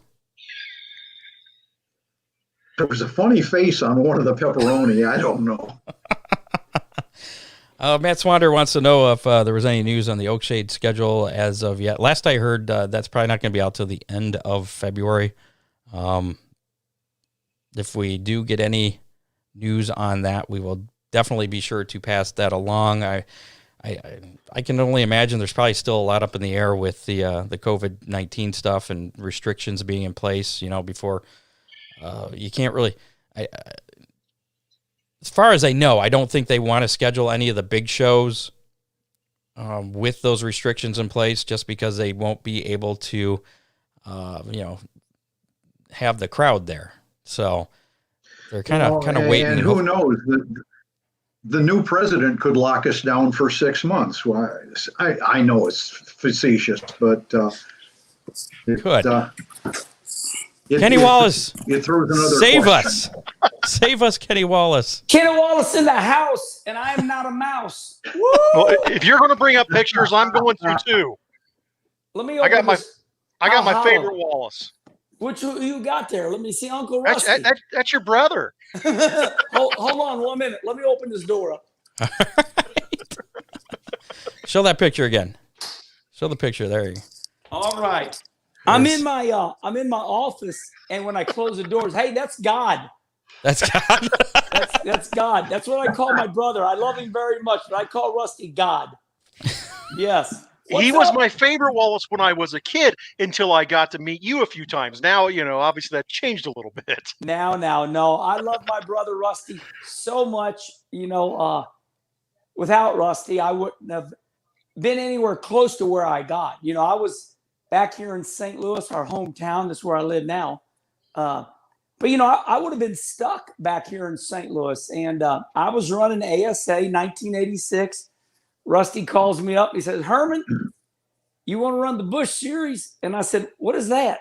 So anyway, Rusty literally, if it weren't for him, I would have never made it to NASCAR. So I love my brother very much. Always have, always been the same consistent message, and never wanted to outrun him, never wanted to be him. But I will say this, always wanted to do what Rusty was doing. And so that dream came true, and I'm real grateful for it. Yeah, you've done just about everything. You've had a great career. You raced at the Cup level. You've did many years at Fox, doing NASCAR on Fox, and then you've, I guess, retired. Do you consider yourself retired? I know you still do a lot, and you're still doing all kinds of modified racing. But I mean, do you consider yourself retired? So the word retired does not scare me at all. I had so many people saying, "Oh, don't use the word retired." And I'm like, look, you all are afraid of that word. I know what the hell I'm doing. I'm not afraid of the word retired. Well, so let me explain where I'm at in my life. I retired from everything NASCAR and everything TV and everything radio. Retired means I had enough of that. Listen, TV, 15 years with Fox Sports, it was wonderful. It saved my career. It was one of the greatest things that happened to me in my life. And then 3 years with Sirius XM Radio was the same. It enabled people to see a different side of me, because on Sirius XM, I could do what I want, like here. I could be myself. But I found myself, spending Thursday, Friday, Saturday, Sunday, Monday at those racetracks, in the hotel rooms all by myself, traveling on the commercial airliners, fighting the people to get on the airplane. And I felt like my life was better than that. It was crazy, fighting for luggage space, getting on the damn trams to go get your rental car. And then, the Sirius XM, they were just a victim of circumstance. I enjoyed doing the radio, but the radio shows on Monday and Tuesday night, they were 3 hours long. My voice was getting hoarse. I couldn't go to no Cardinal baseball games. I couldn't go to no hockey games. I could hardly run my dirt cart, because through the summer we're racing on Monday and Tuesday. So yeah, it just all had to come to an end. And the reason I was able to pull it off is I saved my money. I'm from Missouri, man. I saved my money, and I made a lot of money in NASCAR. So I put it all away, and then I called, and I'm going to end it with this. I know I'm long-winded, but I called all my sponsors and I said, "Hey, I need help. I need you to sponsor my dirt car, because I'm going to quit working." So that's basically the whole story. It's okay about being long-winded. I interviewed you once about 12 years ago in Victory Lane at Oakshade Raceway at the end of the UMP Summer Nationals, and I was like, I just had to hold the microphone. I didn't really have to do anything. Yeah, but if you remember, we won the 2012 Summer National Championship, so that was an easy interview. Yeah, that's what I'm saying. Yeah, it seemed longer than that. Maybe it was 2012. Yeah, no, it was 2012. We won. That was a really good year for me. And I started dirt racing at 41 years old. And you were still doing everything else back in 2012 too. Yes, I was still running good in the Cup Series and the Xfinity Series, and it was just a good year for me. And we started off in 2012. We went to Volusia, and we won 3 of 7 nights, and it was insane. And we would have won the championship down there, but my dumbass decided to, do the Budweiser pill draw on speed, TV, and I'll never forget it. I skipped one of the nights, and Tony Stewart looked at me and goes, "What are you doing here?" And it's, it's live on Speed TV. It was a big deal, 7 or 800,000 viewers watching that Budweiser pill draw. And, I don't know. I just, at that time, I guess I didn't take dirt racing serious enough. And I screwed myself. I just gave up the dirt car national championship down at Volusia. I regret it now. I wished I'd have realized what a big deal it was. So then we got going in the year, and I still didn't understand championships in dirt car racing because, I'd already run the highest form of motorsports in NASCAR in the Busch and Xfinity series. But we were at Terre Haute one night, and I won. And one of the summer national officials at UMP, Dirt Car, World of Outlaws, whatever, and they said, "So you're going to give up another championship, huh?" And I looked at him, kind of in victory land. I said, "What do you mean?" He goes, "Well, you haven't even run 8 races, or no, you had to run 10 races, and I'd only run 9." And Mike Harrison had run 13, and they take your best 10 at the time, and I'd only run 9. And he said, "Man, all you got to do is finish in like the top 20." And I couldn't even go to sleep that night. So we made it work. I called Tony Stewart, and he helped me and got me to Oak Shade, and my team went there. And so, yeah, that's right. I do remember that now. He flew you out to the Fulton County Airport or something like that. I was, so what happened is we won Terre Haute, right? That was on like a Thursday night or Friday night. Then on Saturday, I went over to Bloomington, Indiana, and won there too. And then I go to bed that night. I drive over to Indianapolis, and my team takes off to St. Louis. And so I'm laying in bed like at 4 a.m, and I called Tony Stewart in a panic. And I said, "I can't do this. I can't give up the Summer National Championship now that I've learned." At that time, I'm still learning all about dirt racing. Dirt racing is kind of like a cult, an underground cult. The only way you guys know this, the only way you know about dirt racing is you got to get on all the internet and got to stream stuff. And at that time, 2012, it was not much streaming going on back then. Yeah. So I didn't really know it was a big deal. So it was funny. Tony finally answered like 6 a.m. He goes, "I know what you want." He says, "I couldn't believe you were going to give it up." Tony Stewart pays attention way more than you think he does. And as old George Bush would say, our ex-president, Tony Stewart paid attention to those internets. and he said, "You're in luck," because he was running the modified race at Loudon, New Hampshire, and that's where I had to go for TV. So I go to Loudon. I call my team. I said, "Meet me at Oakshade." Tony runs the Northeastern Mod race, the asphalt race. We get on his airplane. He's going down to his track at Eldora for the Queen's Royal. Drops me off in Toledo, and I meet you in Oakshade. And I guess I either won or run second in the heat race, like 65 cars.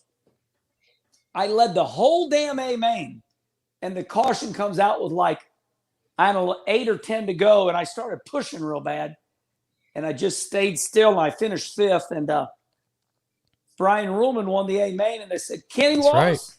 You're the 2012 Summer National Champion. Come to the front straightaway." And I was like, "Hell yeah, baby." So that's impressive. That's impressive. You remember all of that. I mean, I do remember Brian Ruhlman. He was all giddy because he beat Mike Wallace or Kenny Wallace. Absolutely. And was that your first dirt championship then? Oh yeah, but you got to put it into perspective. I didn't know anything about dirt racing. Okay, you got to remember that. Now I went straight to asphalt. I never even ran dirt in my life. So 2005, Tony Stewart asked me and Schrader and the dude Lasowski and Bill Elliott and all these drivers. In 2005, we go to the Prelude to the Dream, and I don't even know what this is. I don't even know what I'm getting into. And I won the damn race. I go to Victory Lane, and Tony Stewart looks at me and goes, "What was that all about?" And I said, "I don't have a clue."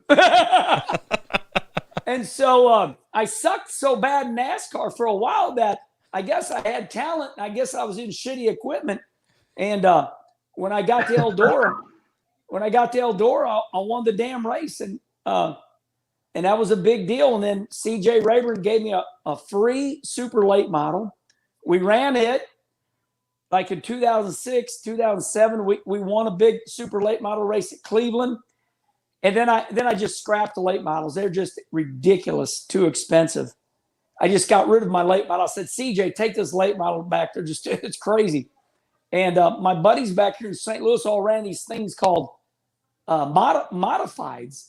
And I'm like, what the hell is a modified? And so that's what I ended up getting hooked up on. And so now I run UMP, IMCA, with soda, you name it. And dirt racing truly saved me, and I'm having the time of my life. So I'm not a real dirt racer. I've become one. I won 87 dirt races. I got the trophies. I kept them all, and I counted them last year. And and what's good is all the dirt races are big wins. Like my buddy Nick Hoffman wins a lot of dirt races, and he was here about a month ago, and he looked at all the trophies. And mind you, Nick Hoffman's got more trophies than all of us combined. He says, Hermie, he says, you have some quality trophies here. And I said, I agree, Nick. I said, they're all from Eldora, Terre Haute, Volusia. They're not local short track wins. So I'm pretty proud that we started dirt racing at 41, and it saved my life. It gave me something to do. Now, would you consider yourself part of the dirt racing cult then? Now I am. Oh, yeah. Okay. Hell yeah. I'm 100% a dirt racer now, but I'm not a real dirt racer. I think to be a real dirt racer, you have to like grow up in it, live it, eat it. And now I grew up in dirt racing, but I never drove it. My dad, Russ Wallace, my brother, Mike, they were incredible dirt racers. Now my brother, Rusty, he won, the USAC dirt race at DeCoin against AJ Foyt. So I reckon that we were all good dirt racers, but we just went to asphalt because asphalt is where we knew we needed to be if we were going to be in NASCAR. So I didn't find dirt until almost after my NASCAR career was over. The dogs are barking over there, Ron. That's my alarm system. Where did the nickname Herminator, Herman? What's the origins of that? So everybody knows, it's no secret. I was born diagnosed hyperactive, ADD, Tourette's. I'm really messed up. So when I was in school, in grade school, I was always in trouble for talking too much, but not serious trouble, So they took me to a psychiatrist and put me on Ritalin. And I went completely quiet. And my mom said to me one day, what happened to my Kenny? And the bottle of Ritalin sat right there in the kitchen by the phone because, we really didn't have any drugs back then. But my mom threw the bottle away. Well, because of my life, early in my life, I was very unruly, very rebellious. I was always a lover. I was never mean, but people would just pay me to shut up. I would have people give me $1 to shut up for like an hour. And, I will literally to this day wear myself out. And so there was a local promoter named Bob Mueller here in the St. Louis area. And he was a big German man. And he called me old Herman the German. And basically it was a medieval warrior, kind of like a cartoon character here at one of our papers. And he called me old Herman the German, always in trouble in the grandstands. People hated us because my dad won all the time. And I'd fight him, and throw snow cones at him, whatever it took. You don't talk bad about my dad. So I was always unruly, always in trouble. And then it became Herman the German. Then Earnhardt, when I moved down south, I became a crew chief in 84, and then I started racing in 86. Then I went back down to North Carolina in 89 to become a race car driver. And before you knew it, it became the Herminator. And so, yeah, the nickname came from Bob Miller for the reason I told you, because, I'm just unruly. Well, that's a good thing. Yeah, it's not bad. No. It's not bad. Ron had a question about Joyce Standrich. Yes. Go ahead, Ron. Yeah, I've got kind of a horrible connection here. I hope we're okay. I hear you. Joyce said that. Oh, cool. Joyce said that when you guys were writing your book, you guys were almost like brother and sister. When I read Speedway Illustrated, she's the very first page that I go to. And I think my race career and her husband's race career kind of parallel paths. But tell us about your book and your time with writing it with her. So that book is called Inside Herman's World. Hold on. I'll get it for you. 1 second. I'm in my office, so hold on. Okay.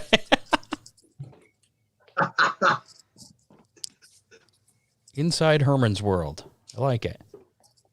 I was just right. I had a box of them right there. Well, let me put my earplugs back in here. So let me explain this to you. So here's the book. Now, Inside Herman's World, what's more interesting is the forwards. The forwards are by Dale Earnhardt Jr., Mark Martin, Kenny Schrader. And what happened was, she just wanted to interview me and to do this book. And I said, why? And she said, you're just different because, your career path, you're just different. And I assume I am different because, although I won nine NASCAR Xfinity races, 10 poles, 3-time most popular driver. My success does not. Let's put it this way: I should not be as famous as I am because I didn't have that A+ success. I would call myself a B- driver. So they wanted to do a book on me, and I said okay. So this book is it's 10 years old. Let me look at it here. Hold on. What is it? Hell, I don't even know where the date is, but it's I wouldn't say it's old. Inside front cover. 2007. But the book is absolutely incredible because I said, got to be a lot of pictures. So the book's got a massive amount of pictures in it. And I thought that would be good for my dirt racing buddies. Yes. And because people don't like to read, and I get that. I don't like to read either. If I'm going to read something, it needs to hold my attention. So we put lots of pictures with each story, each segment. And it's my whole career, But Joyce, I knew the Standards family my whole life because, see, they're right across the river here in Collinsville. And I knew them. I didn't know them, but I knew them from afar. And I'm always a fan of Joyce, her husband and their family, great race car drivers. And she was incredible. It was a lot of therapy for me because she interviewed me for a half a year. And twice a week. And we started in chronological order from the start of my life. So it was better for me than it was for them. But yeah, and the book has just been rediscovered again on social media. And they just called me and they said, holy moly, what have you done? We're selling hundreds of them now. And I said, well, everybody says, Herman, you need to write a book. And I said, damn it, I did. Where can people get that book? Yeah, it's a good book.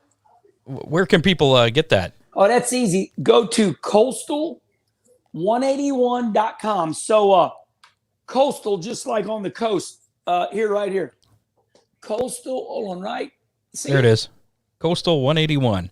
Yeah, Coastal 181. 101. Oh, 181, yeah. 181. Coastal 181. See that? Yeah. .com. Coastal181.com. That's what they do. They write racing books. And, Nice. they wrote Kenny Schrader's book, Got a Race. So, yeah. Any thoughts to doing a sequel now that to chronicle your dirt career, or to make another version of it with extended with the dirt stuff in it? It needs to be done because so much has happened since then. When that book ended, that's when I was the first driver for Furniture Row. So Wow. at the end of that book, at the end of this book, we talk about I'm driving the Furniture Row car now. Let's see what happens. And little did we know that I would be the first driver in the Cup Series for that team, and they would go on and win a Cup championship with Martin Truex, and then shut the team down. And then, there I was, with Fox Sports, and then there I was with Sirius XM, and then I'd go on to win 87 dirt races. So yeah, this book was just going at a couple, 2-3 races in my 2-3 years of my dirt career. So yeah, there needs to be an addendum to that book. There you go. Now you're a big sports fan. You're big in St. Louis there with the Blues and in the hockey, and you're also a baseball fan as well, right? Yes, I have people that ask me, why do you like sports? And I said, when we grew up in St. Louis, you got to remember, when we grew up, we didn't know anything about NASCAR. Okay, it was hardly on TV. So in my life, when I was growing up, it was about, summertime we raced, right? My dad raced, my brother Mike, my brother Rusty. My mom ran powder puffs. But then, you go 9-10 months with no racing. So I was an all-American kid, man. I built tree houses. I ran the creeks. I rode bicycles, and I loved baseball. And I played in Corey League, and I love football. And so the St. Louis Cardinals are basically, a religion in St. Louis.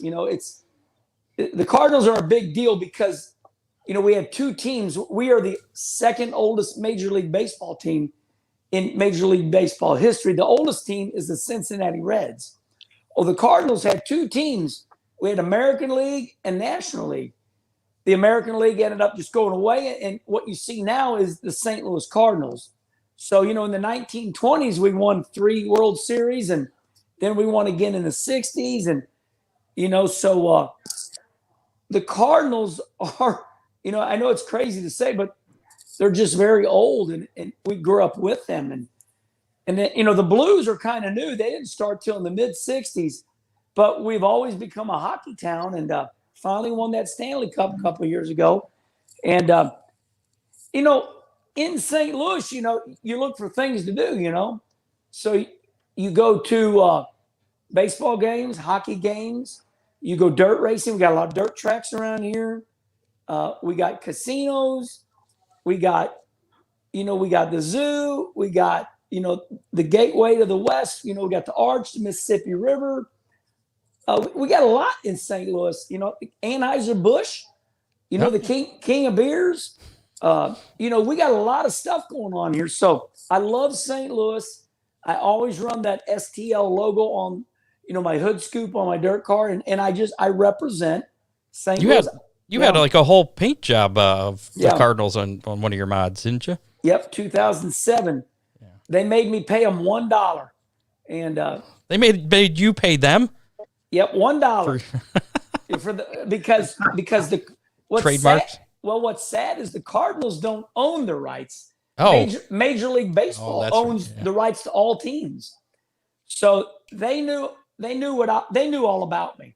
So they didn't rough me up. I just signed a contract about 1 inch thick, and they let us make die cast and do the car, and hell, I made enough money off the die cast and T-shirts to pay for the complete sponsor, and so it worked out really well, and it made me happy. Nice. Now, I saw a story about you and your brother Rusty, where he used to tell you to go in and make, was it bologna and cheese sandwiches or something? And one day you got the pole for a race. I think it was a pole for a race, and you went to Rusty to hopefully hear him say, hey, great job on that, and then said he told you to go make a sandwich or something. Yeah. So it's very close. So what happened? We grew up in Arnold, Missouri, where I live right now. I moved back home. I literally live a half a mile from my childhood home. So I came back home, and I love it.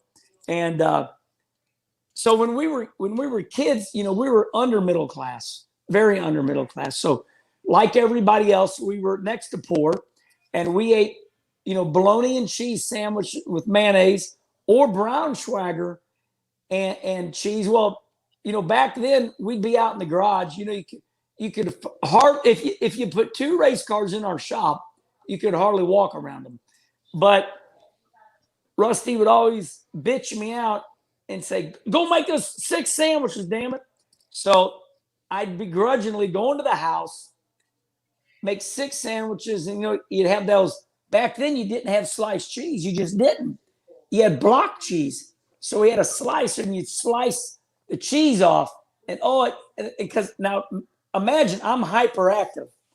And so I make these 6 sandwiches. My hands are dirty. There's grease on the white Wonder Bread, when I make them, but we didn't care. And so now let's fast forward, right? Ernie Irvin gets hurt in the number 28 Texaco Havoline car. And I'm in Darlington, and I'm in the Southern 500. And I qualify 6th for the Southern 500. And I out-qualified Rusty. And he's driving for Roger Penske in the Miller Genuine draft car. So I got my Texaco Havoline fire suit on, and I kind of walked down there just wanting to seek his approval, because I'm the 3rd child, so I'm looking for love. I want Rusty to tell me I did a good job. I go down there, and I go inside the legendary Penske trailer. It's all chrome and stainless steel, and I go up in there. He's all the way up in the front of the lounge, and I look at him. I'm kind of smiling, and he's begrudgingly a little pissed at me. And he looks at me, and he looks me in the face. He stares down to my shoes. He scans right back up, and he says, "Go make me bologna and cheese sandwich." And I'm like, "You motherfucker!" and Schrader said, "What'd you do?" And I said, "Well, mayonnaise or mustard."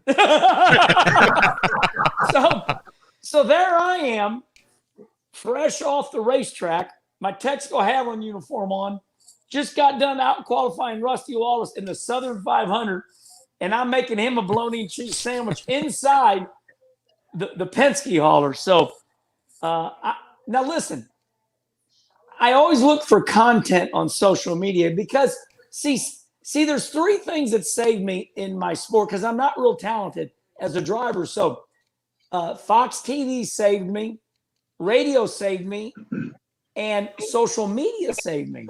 Now, I hate social media. I hate it because it's so negative. But in honesty, I dream of content. So I make content. And my newest one, about 2 weeks ago, I started this deal called Dear Diary, This Is What Happened to Me.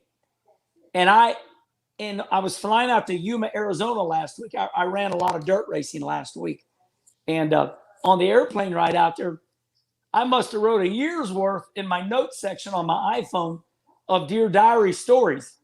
So I'll release these stories about once a week. And what I do is I write the key to the success of these Dear Diaries are, dirt racers can't read because they only went 1 through 12. So, and I'm a dirt racer.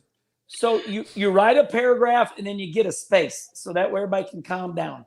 Then you read it. Then you do another paragraph, and so it's very enjoyable reading because I do my best. I proofread it, I proof spell it, and I put spaces between everything. And What about pictures? I put one. I always put my first one. I didn't do. The first one was a copy of my retirement notes. So the first Dear Diary was 2 retirement notes that I wrote to Fox Sports.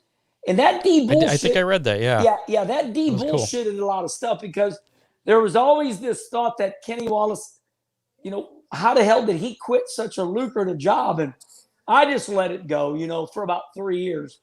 And so finally I decided to declassify it. And what I did is I had those letters written to Fox Sports saved in my emails. So that shocked a lot of people that here 3 years later, I really did quit. But I had to. I didn't want to do it anymore. It was miserable. So that's really that was the very first Dear Diary. And there was 2 letters. So,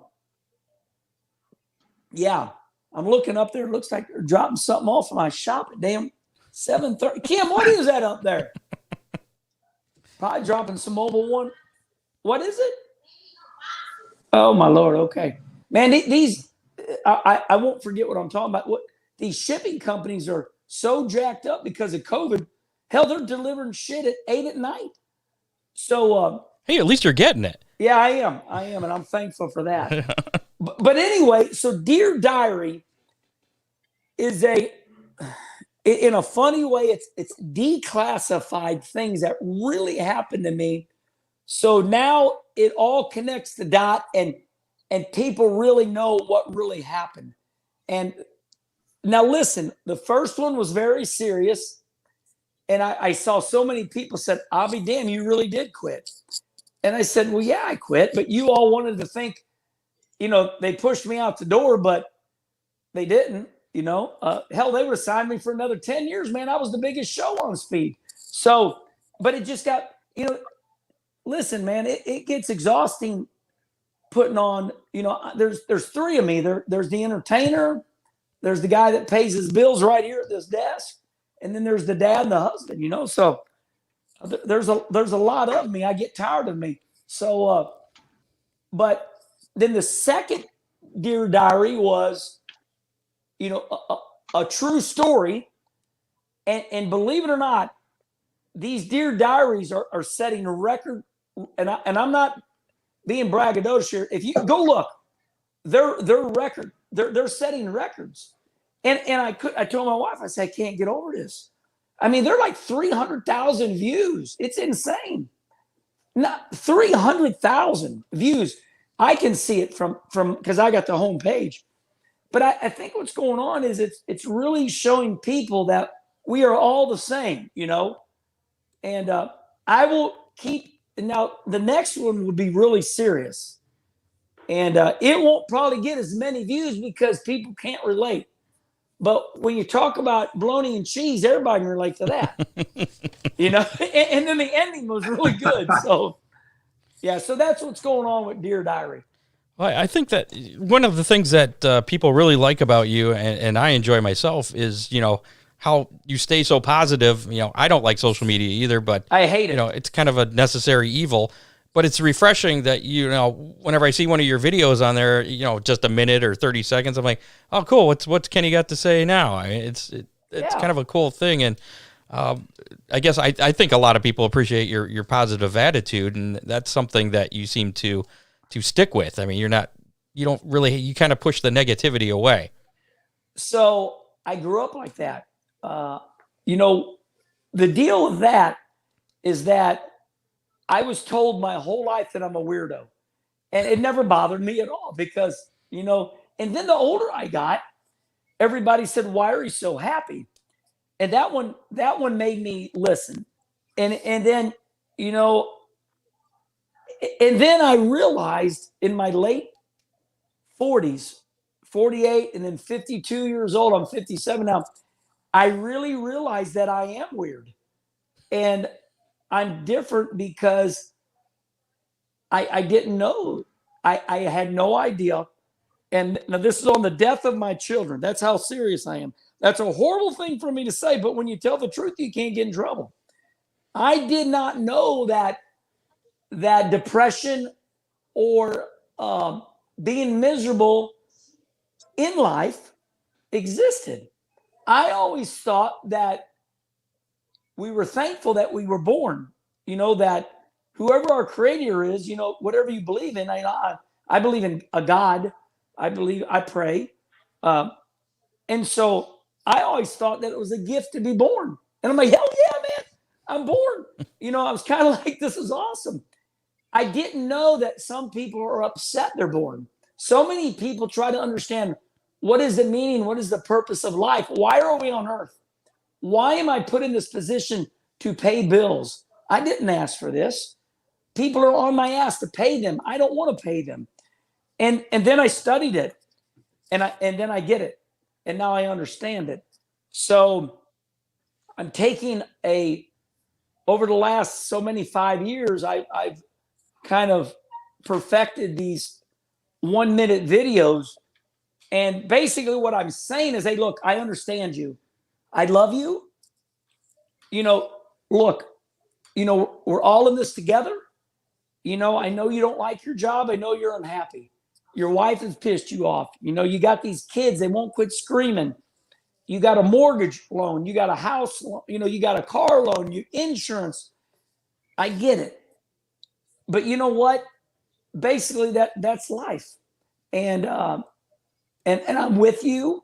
And so that's kind of how that all started. I did not know that being happy was odd. And once I understood it, then I had to address it. So that's what those videos are all about. That's definitely refreshing. Everybody, as far as I know, there's nobody that has said, yeah, those Kenny Wallace videos, they're terrible. I hate them. I don't hear that. So they're definitely awesome there. Last week on our show, we talked to Nick Berry, who does sprint car racing on ice up in New Hampshire. Yeah. Have you ever seen that? Is that something you would ever consider doing? So Les Hanna is a gentleman that lives. He's talked to you about that then too? Yeah. So, okay. So let me tell you about Les. So I raced at Merritt. So now remember, I've raced all over the world, right? Oh yeah. So when I say world, I've raced in Japan twice, right? Suzuka Circuit, Motegi. So I've raced in Japan. Yeah. I've raced in Mexico City like 3 times. I've raced in Canada. Now I haven't raced in Europe yet, but so my point is this: you get all the way up to Merritt, and it's close to Canada. And I ran my own dirt car up there, and I pull in the pit gate, and this guy just takes a liking to me. And Les is listening right now to this podcast, but he's weird like me. And and he just started, reaching out to me. And he started saying, you saved my life, because I once too was miserable. So Les is the type of guy, he just calls me every once in a while. And Les wants to be involved in things. He really can't do much, but he wants to offer his time. Mm-hmm. And I understand that. So I love you, Les, and I try to give him attention because he seeks attention and love. And so, he's always trying to put things together. So he called me a month ago and says, man, you need to run a sprint car on ice. And I'm like, Les, I love you, but you're nuts. I ain't doing that. So I saw what he's talking about, and I can appreciate it, but that one, I'm out. That's where you draw the line. I ain't doing it. I ain't doing it. So you got a new sponsor new primary sponsor on the modified for this year. You want to talk anything about that? Well, Jegs has been with me probably longer than anybody. And Jegs has been one of those sponsors where they started up here, big money. At the time, Speed and Fox allowed the Jegs logo on my shirt. And they started up here, and they said, and then a handful of years later, it was like, Herm, we can't do anything anymore. Then they went to a little bitty decal. And then they go up to a bigger decal. And then they go down. And they're wonderful friends of mine. The Coughlin family, I love them to death. John, Mike, Paul, Troy, Jeg, the whole damn family. It's a big family. And I did all these videos for Rusty back in, October. I went to Bike Week. And I did some interviews with Rusty. Everybody wanted to know what Rusty was doing, my brother, Rusty Wallace. Well, out of nowhere, Jegs called me up. And they said, Herman, we love those interviews because everybody wanted to know what Rusty was doing. And we got to get back together. So, I got that message. The president of UNOH said, hey, we can't do anything anymore because the virus has shut us down. We don't have any money.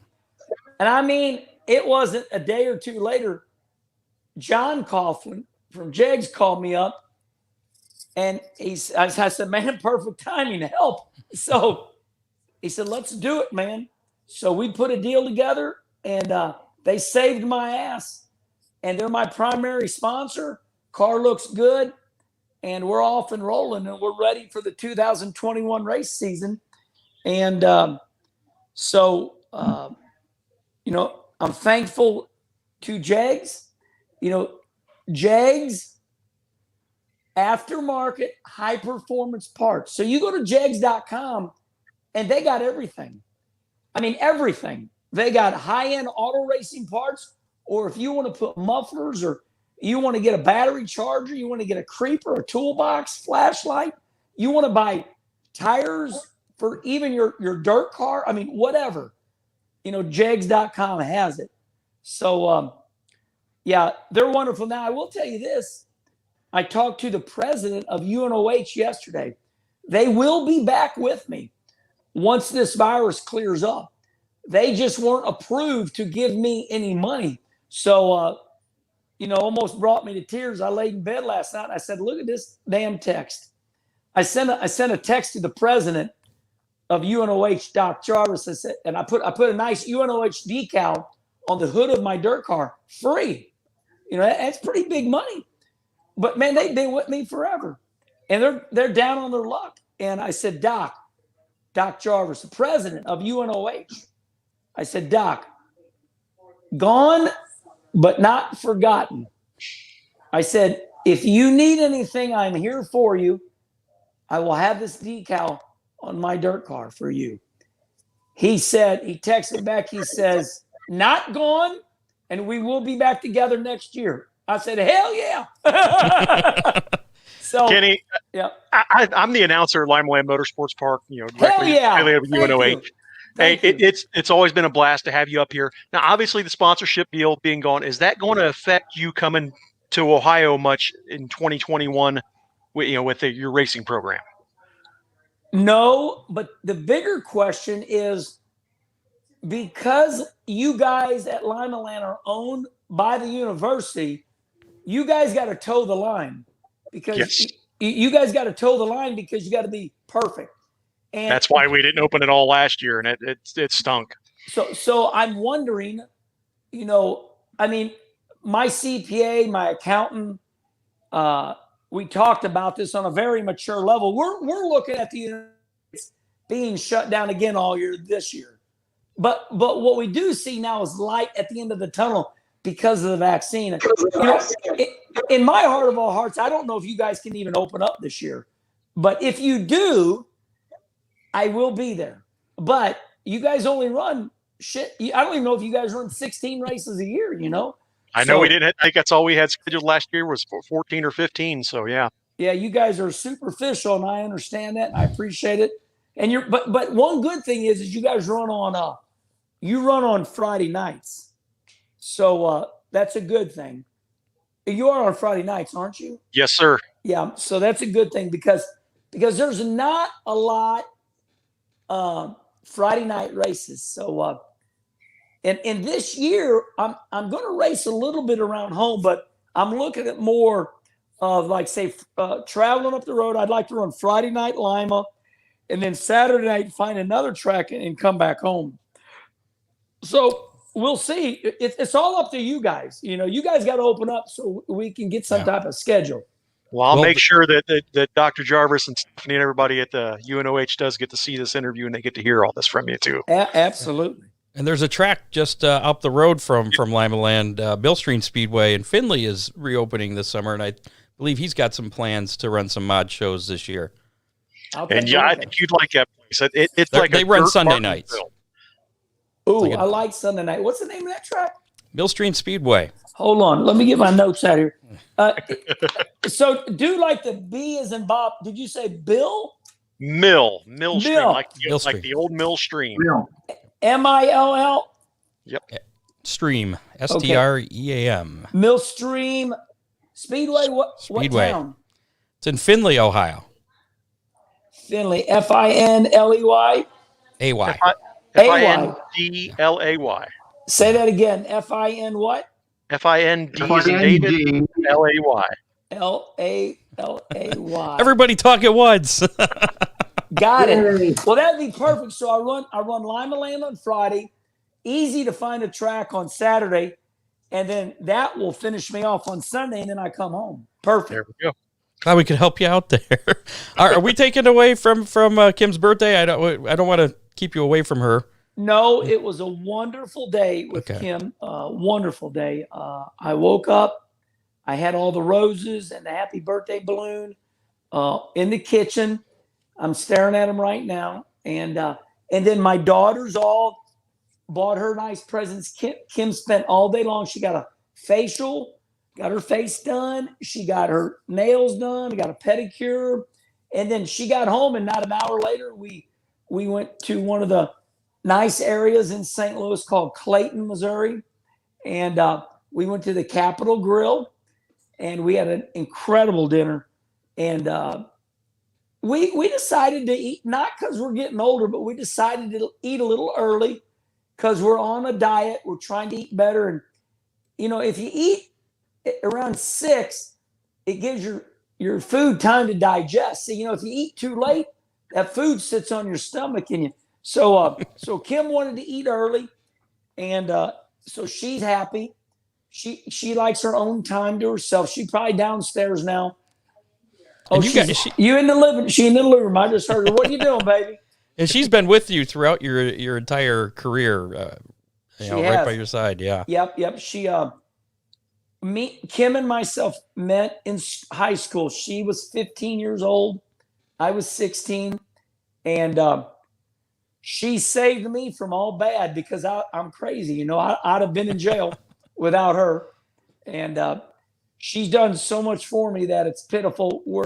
We appreciate each other more the older we get because we look back and we're happy we made it through it all. So we made it through the times that you're supposed to get divorced. So we made it. Now this is the easy part, and we're able to enjoy ourselves now.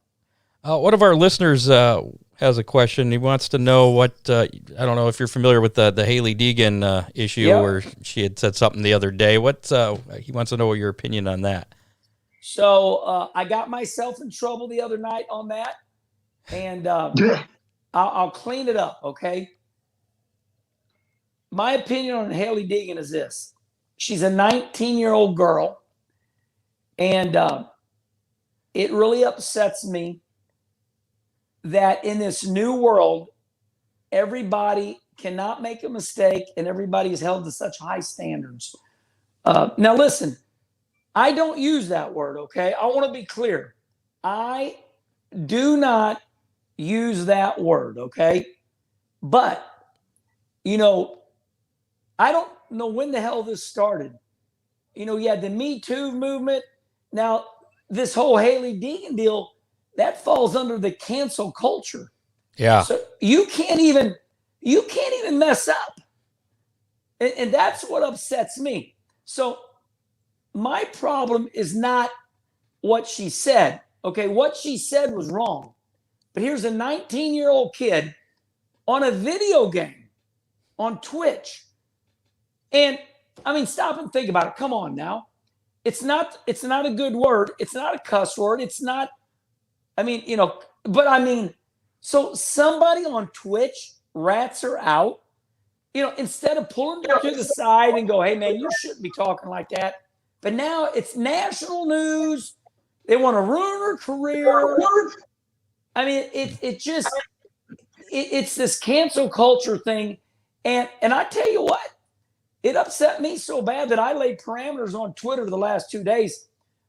I'm not done yet. I followed over 2,000 people. I'm down to 800 people now. I put a press release out today. I'm done. So, and I mean it. I'll put my hand on a Bible, whatever you want. But this cancel culture is out of hand. I never knew that they were right and we were wrong about everything. And come to find out, if you don't say what they want you to say, they'll fire you, they'll demean you, they'll shame you. People have lost their lives over this. People committed suicide. They have lost their jobs. And no warning whatsoever. You said the word, you got to do sensitivity class. And I mean, it's just, that's the problem I have. It's not what she said. I mean, yes, I have a problem with that word she said, but I have a problem with cancel culture. It pisses me off. And I get upset when people are picked on, and she was picked on.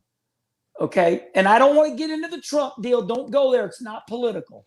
It's not political. I don't want to hear it. I'm saying I don't like the cancel culture deal.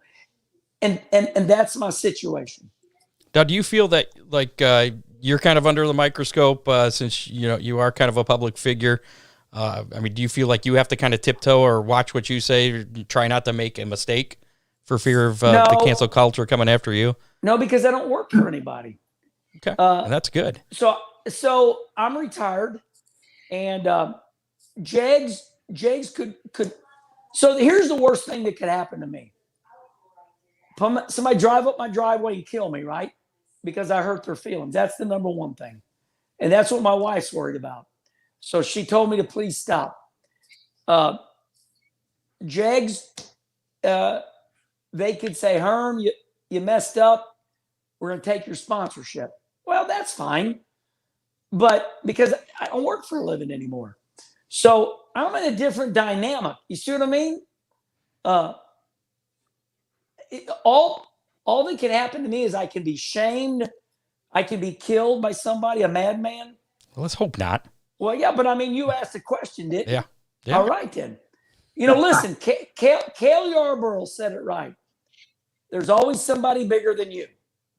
So here I am thinking I'm retired. I have my own money. Oh, Kim says I got to stop talking the way I'm talking now. So anyway, I'm done. But that's that. Okay. Let's move. Wrap things up here in just a bit. First, I want to ask. You're doing the dirt car racing thing. I believe you're headed down to Florida here. Now, hold on. I want to say something. Okay. I do know for a fact, and I know a couple of the sites. They will hear this and they will make a shit story out of it. So I want you to know I know that. Okay. Okay. They will take that segment, and I decided to respond on it. So I just want you to know when you see it wrote, I want you to know that I know that they will do that, and I don't give a shit. All right? Okay. All right. So you're trying to switch gears now. You're headed down to Florida, right? You're going to compete down there the next couple weeks or so? Super excited about it.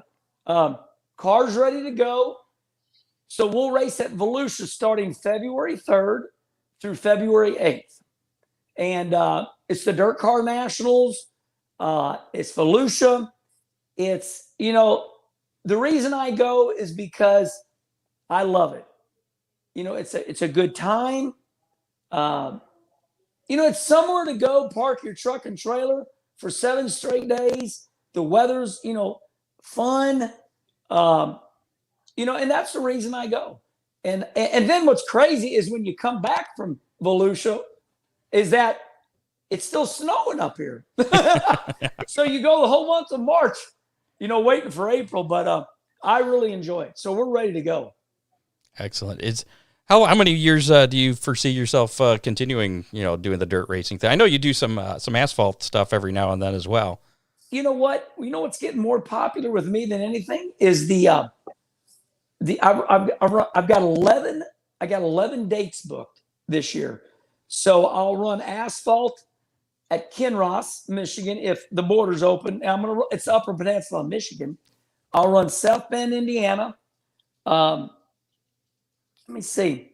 There might be another asphalt track, but I'll run 11 races this year. I already did one last week, but I'll do a lot of these appearances where I go race other people's cars. So you match those 11 weeks with, I'll probably run without trying. You go to Volusia, you run 6 races right there, right? So I'll easily run 30 races there. So you take my 30 dirt races matched with 11 appearances. Hell, that's 41 races, So I'm enjoying myself. I don't have anything to prove anymore. So how long am I going to race? It's kind of like, I see the end closer, than not. I don't see myself doing what Kenny Schrader and Red Farmer's doing. I don't see any enjoyment, racing past 60. So hey, come on, be careful now. Well, I'm 57, man. And the problem I have right now with dirt racing is, everybody wants to go to the dirt races, but nobody wants to work on the race cars. So, they want free pit passes. They want you to pay for their expenses, but nobody will come to the shop. And that's everywhere. I talk every dirt racer, all of them, they'll tell you the same thing. That's the biggest problem in dirt racing right now. Everybody wants to, they think it's NASCAR. Everybody wants to be paid $35,000 a year, and it just don't work like that. There's no money in this dirt racing. So you got to get money to pay for these people. So that is my biggest issue, is that there's no free help. 20 years ago, people wanted to go dirt racing. You pay for the pit passes and it's a deal. So now it's not like that anymore. They want free pit passes. They want food paid for. They want you to give them a little money. Wow. So that will be my shortfall right there. That's what will probably make me quit. I know this guy down below me there, Ron, he's been racing since the Chariots were there. And with Ben-Hur. Yes, exactly. And I believe he's I asked him how long he's going to be racing, and he always says until it's not fun anymore. Yep, and I agree 55, with him. 55 years. I agree with him 55 years, 100%. Okay. 55 years, but it's still fun, man. And Lord knows we're not in it for the money. Yeah, well, I'm enjoying myself right now. Okay. I've done a lot of work to make it more fun. I sold my tractor and my stacker. So now I got a nice brand new Ford F450 dually that anybody can help me drive, because I was the only one. You got to remember, I do everything myself, right? Everything. Like, I do everything myself. I load the car up. I mount the tires. I weld. I stagger. I set my. So, my help comes when it's time to go. I load the sumbitch up by myself. Seriously. Yeah. So I've got I've right-sized. I've made everything right to where I can handle it. And so it's better now. And this year will be the first year I have one race car. So I'm going to see if that's going to make it better for me. And I'll report into you at the end of the year. All right. We'll hold you to that. Right. Well, we appreciate everything that you do for racing. If you make it to Oakshade, Kenny, we'll compare notes. I've got a couple of more years than you in racing, and a couple of more years with my wife than you. But I think we've got a lot in common. Well, I appreciate you, buddy. It means a lot to me. Hey, I want to go back to that Haley Deegan deal for a minute. Oh, sure. So I don't want any of you guys writing an article out of this. I don't need any more problems. Okay, so when we're on your side. Okay, yeah. When we get off air here, I don't want you guys making an article out of this. Don't copy and go see what Wallace has to say about Haley Deegan. No, we already covered all the Deegan stuff before we had you on, so we're done with that. Okay, so you've already talked about her before. Yes. What are your thoughts? I totally agree with you. It's all right. cancel culture. I mean, I feel bad for people at that level that they're under such scrutiny. They're under the microscope all the time. They make one little mistake and bam, they're thrown under the bus. Yeah. Okay. So you guys agree 100% with me. So see, I got you in prison with me. You go to jail. Yeah. too. Yeah. We're going. Whatever those people was blowing up on her using the R word, and we had to do a Google search on what the R word is to see why it was so offensive. In racers speak, the R word is rain. Timing of the motor. There you go. There you go. Listen, it's hurtful, used in a derogatory content, but I still cannot get over that these kids can get on Twitch, say something wrong, and somebody on there reports on them. That just amazes me. Yeah. And I got a 20-year-old kid that's always online playing games, and the stuff I hear coming out of his mouth, granted he's not on Twitch, but his friends can all hear, and I'm like, oh my gosh, I can't believe you're saying that kind of stuff. But, yeah, but they don't no problems because they don't have nothing to lose. Yeah. They're not in the spotlight. Yeah, they don't have sponsors to lose. And anytime anybody has something to lose, people are crazy nowadays. Yeah. They think totally different. They for some reason they want to get you, and they feel it's a trophy. It's horrible. Yeah, I mean, do you hear of people that are suddenly in the spotlight, and somebody will go through their Twitter from like 10 years ago and find some comment that's like, just kind of out of context and off the wall. It's like, oh, we got you now. Nowadays. So see, and you bring up a good point. You could easily go through somebody's Twitter 3 years ago and it was okay, but now 3 years later, it's not okay. Yeah. You see what I mean?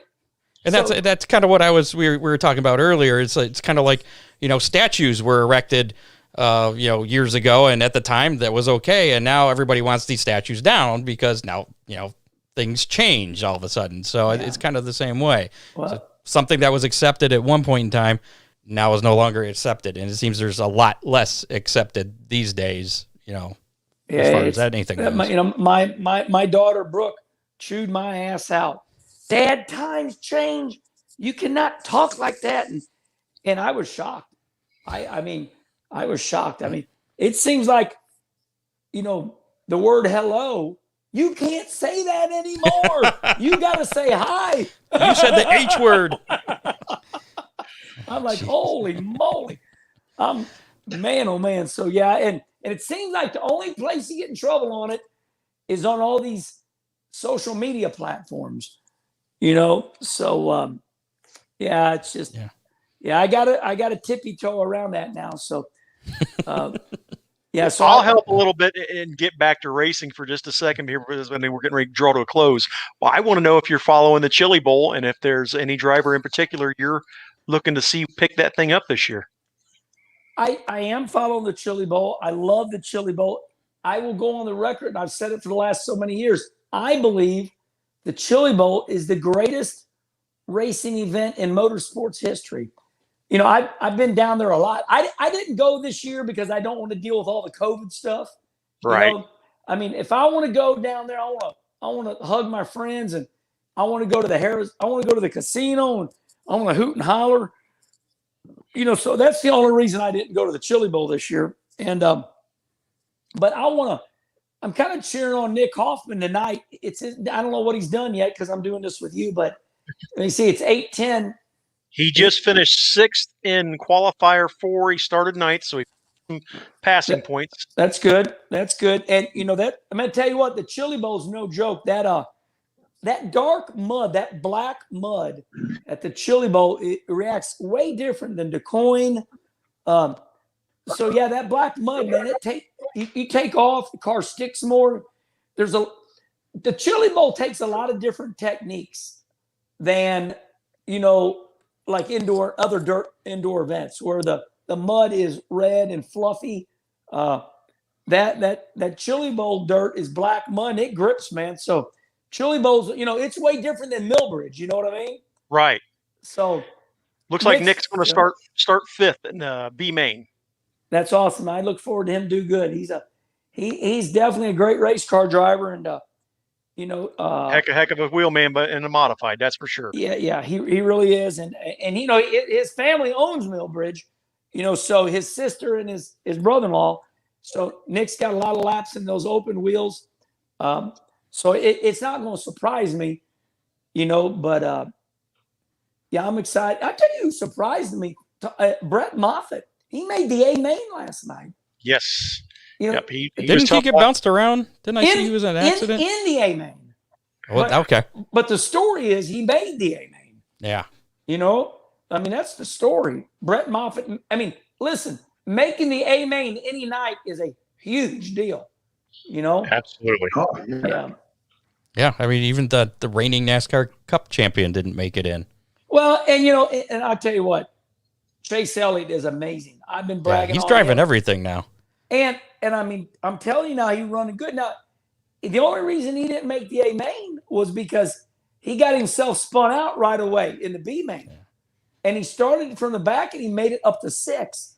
So, I listened to his interviews, but still, to me, Chase, besides Tony Stewart, Chase Elliott, we'd have to go back.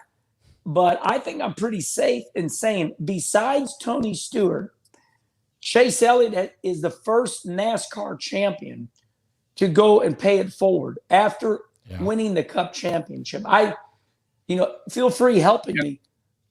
I don't know anybody said they go, I'm going to go run the snowball derby. I'm going to go run dangerous open wheel midgets that flip all the time. And, so what Chase is doing is awesome.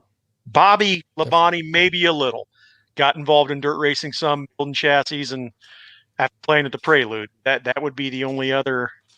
Yeah, isn't that your nemesis? Wasn't he your nemesis? Yes, that's what I thought. You guys are rookies the same year with Jeff Gordon. But the love of my life, me and Bobby are best friends, literally best, capital B. But he was that twitch in my eye because, what happened was in 1991, I'm going to win the championship, and he was my challenger. And I broke a rear end at Loud, New Hampshire. And I hit the wall and it knocked me out. And I couldn't race the next week. So he got the best of me and, went on to, be better than me. But I don't have any ill will towards him. He just, it was like a horse race. Me and him were tying, and then all of a sudden he went ahead of me. Pissed me off. I'm sorry I brought Bobby up on it. Well, Kenny, we definitely appreciate your time. It's been a great talk with you, but I can't let you go without asking you to do the Jake break sound. Well, let me work on it a little bit because I need to build up for that. Well, no, I gotta have Kim. You got a water? Can I drink it for a minute? Because I've been talking so much, the back of my mouth. They want me to do the Jake break, honey. Hey, how famous are you guys? You guys famous? Oh, we're super famous. I thought so. We'll be more famous after this. Hold on. All right.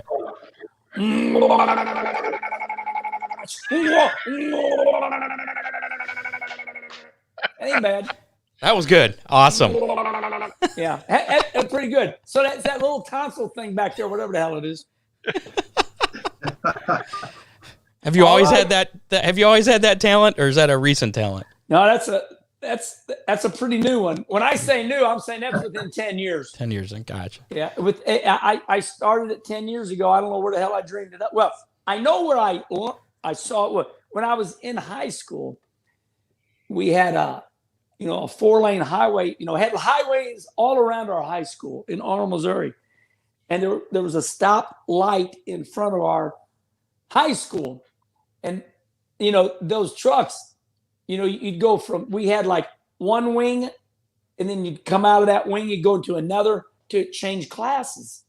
And first wing, second wing, third wing. Well, every time you'd walk out, you'd hear them old trucks.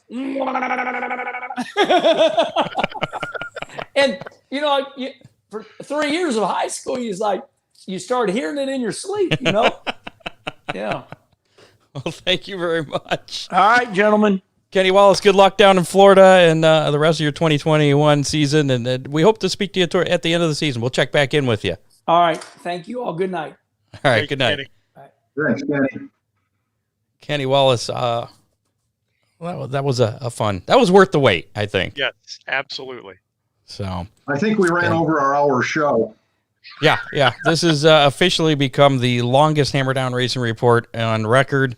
I believe previous longest one was the car show one we did in BG years ago. And I think that only went like an hour and 45 minutes. So, but yeah. So that's going to do it for this edition of the Hammer Down Racing Report. I want to thank our associate producers, including Les Hanna. Make sure to follow him on, well, yeah, we'll get to that too. Make sure to follow Les Hanna on Twitter, Dirt in It. Or just look up Les Hanna and find Dirt in It, and it'll work. Next week on the show, we are going to talk to Dona Marcoulier, once again, late model driver, won that series up there at Merritt Tri-City. Again, thanks to our sponsors, Oakshade Raceway, our presenting sponsor, Oakshade Raceway, I should say. Also, Real Geese Silhouette Decoys. Make sure to check them out, realgeese.com or 419-800-8100. Mill Street Speedway, we'll see you there Saturday for the Hangover 2.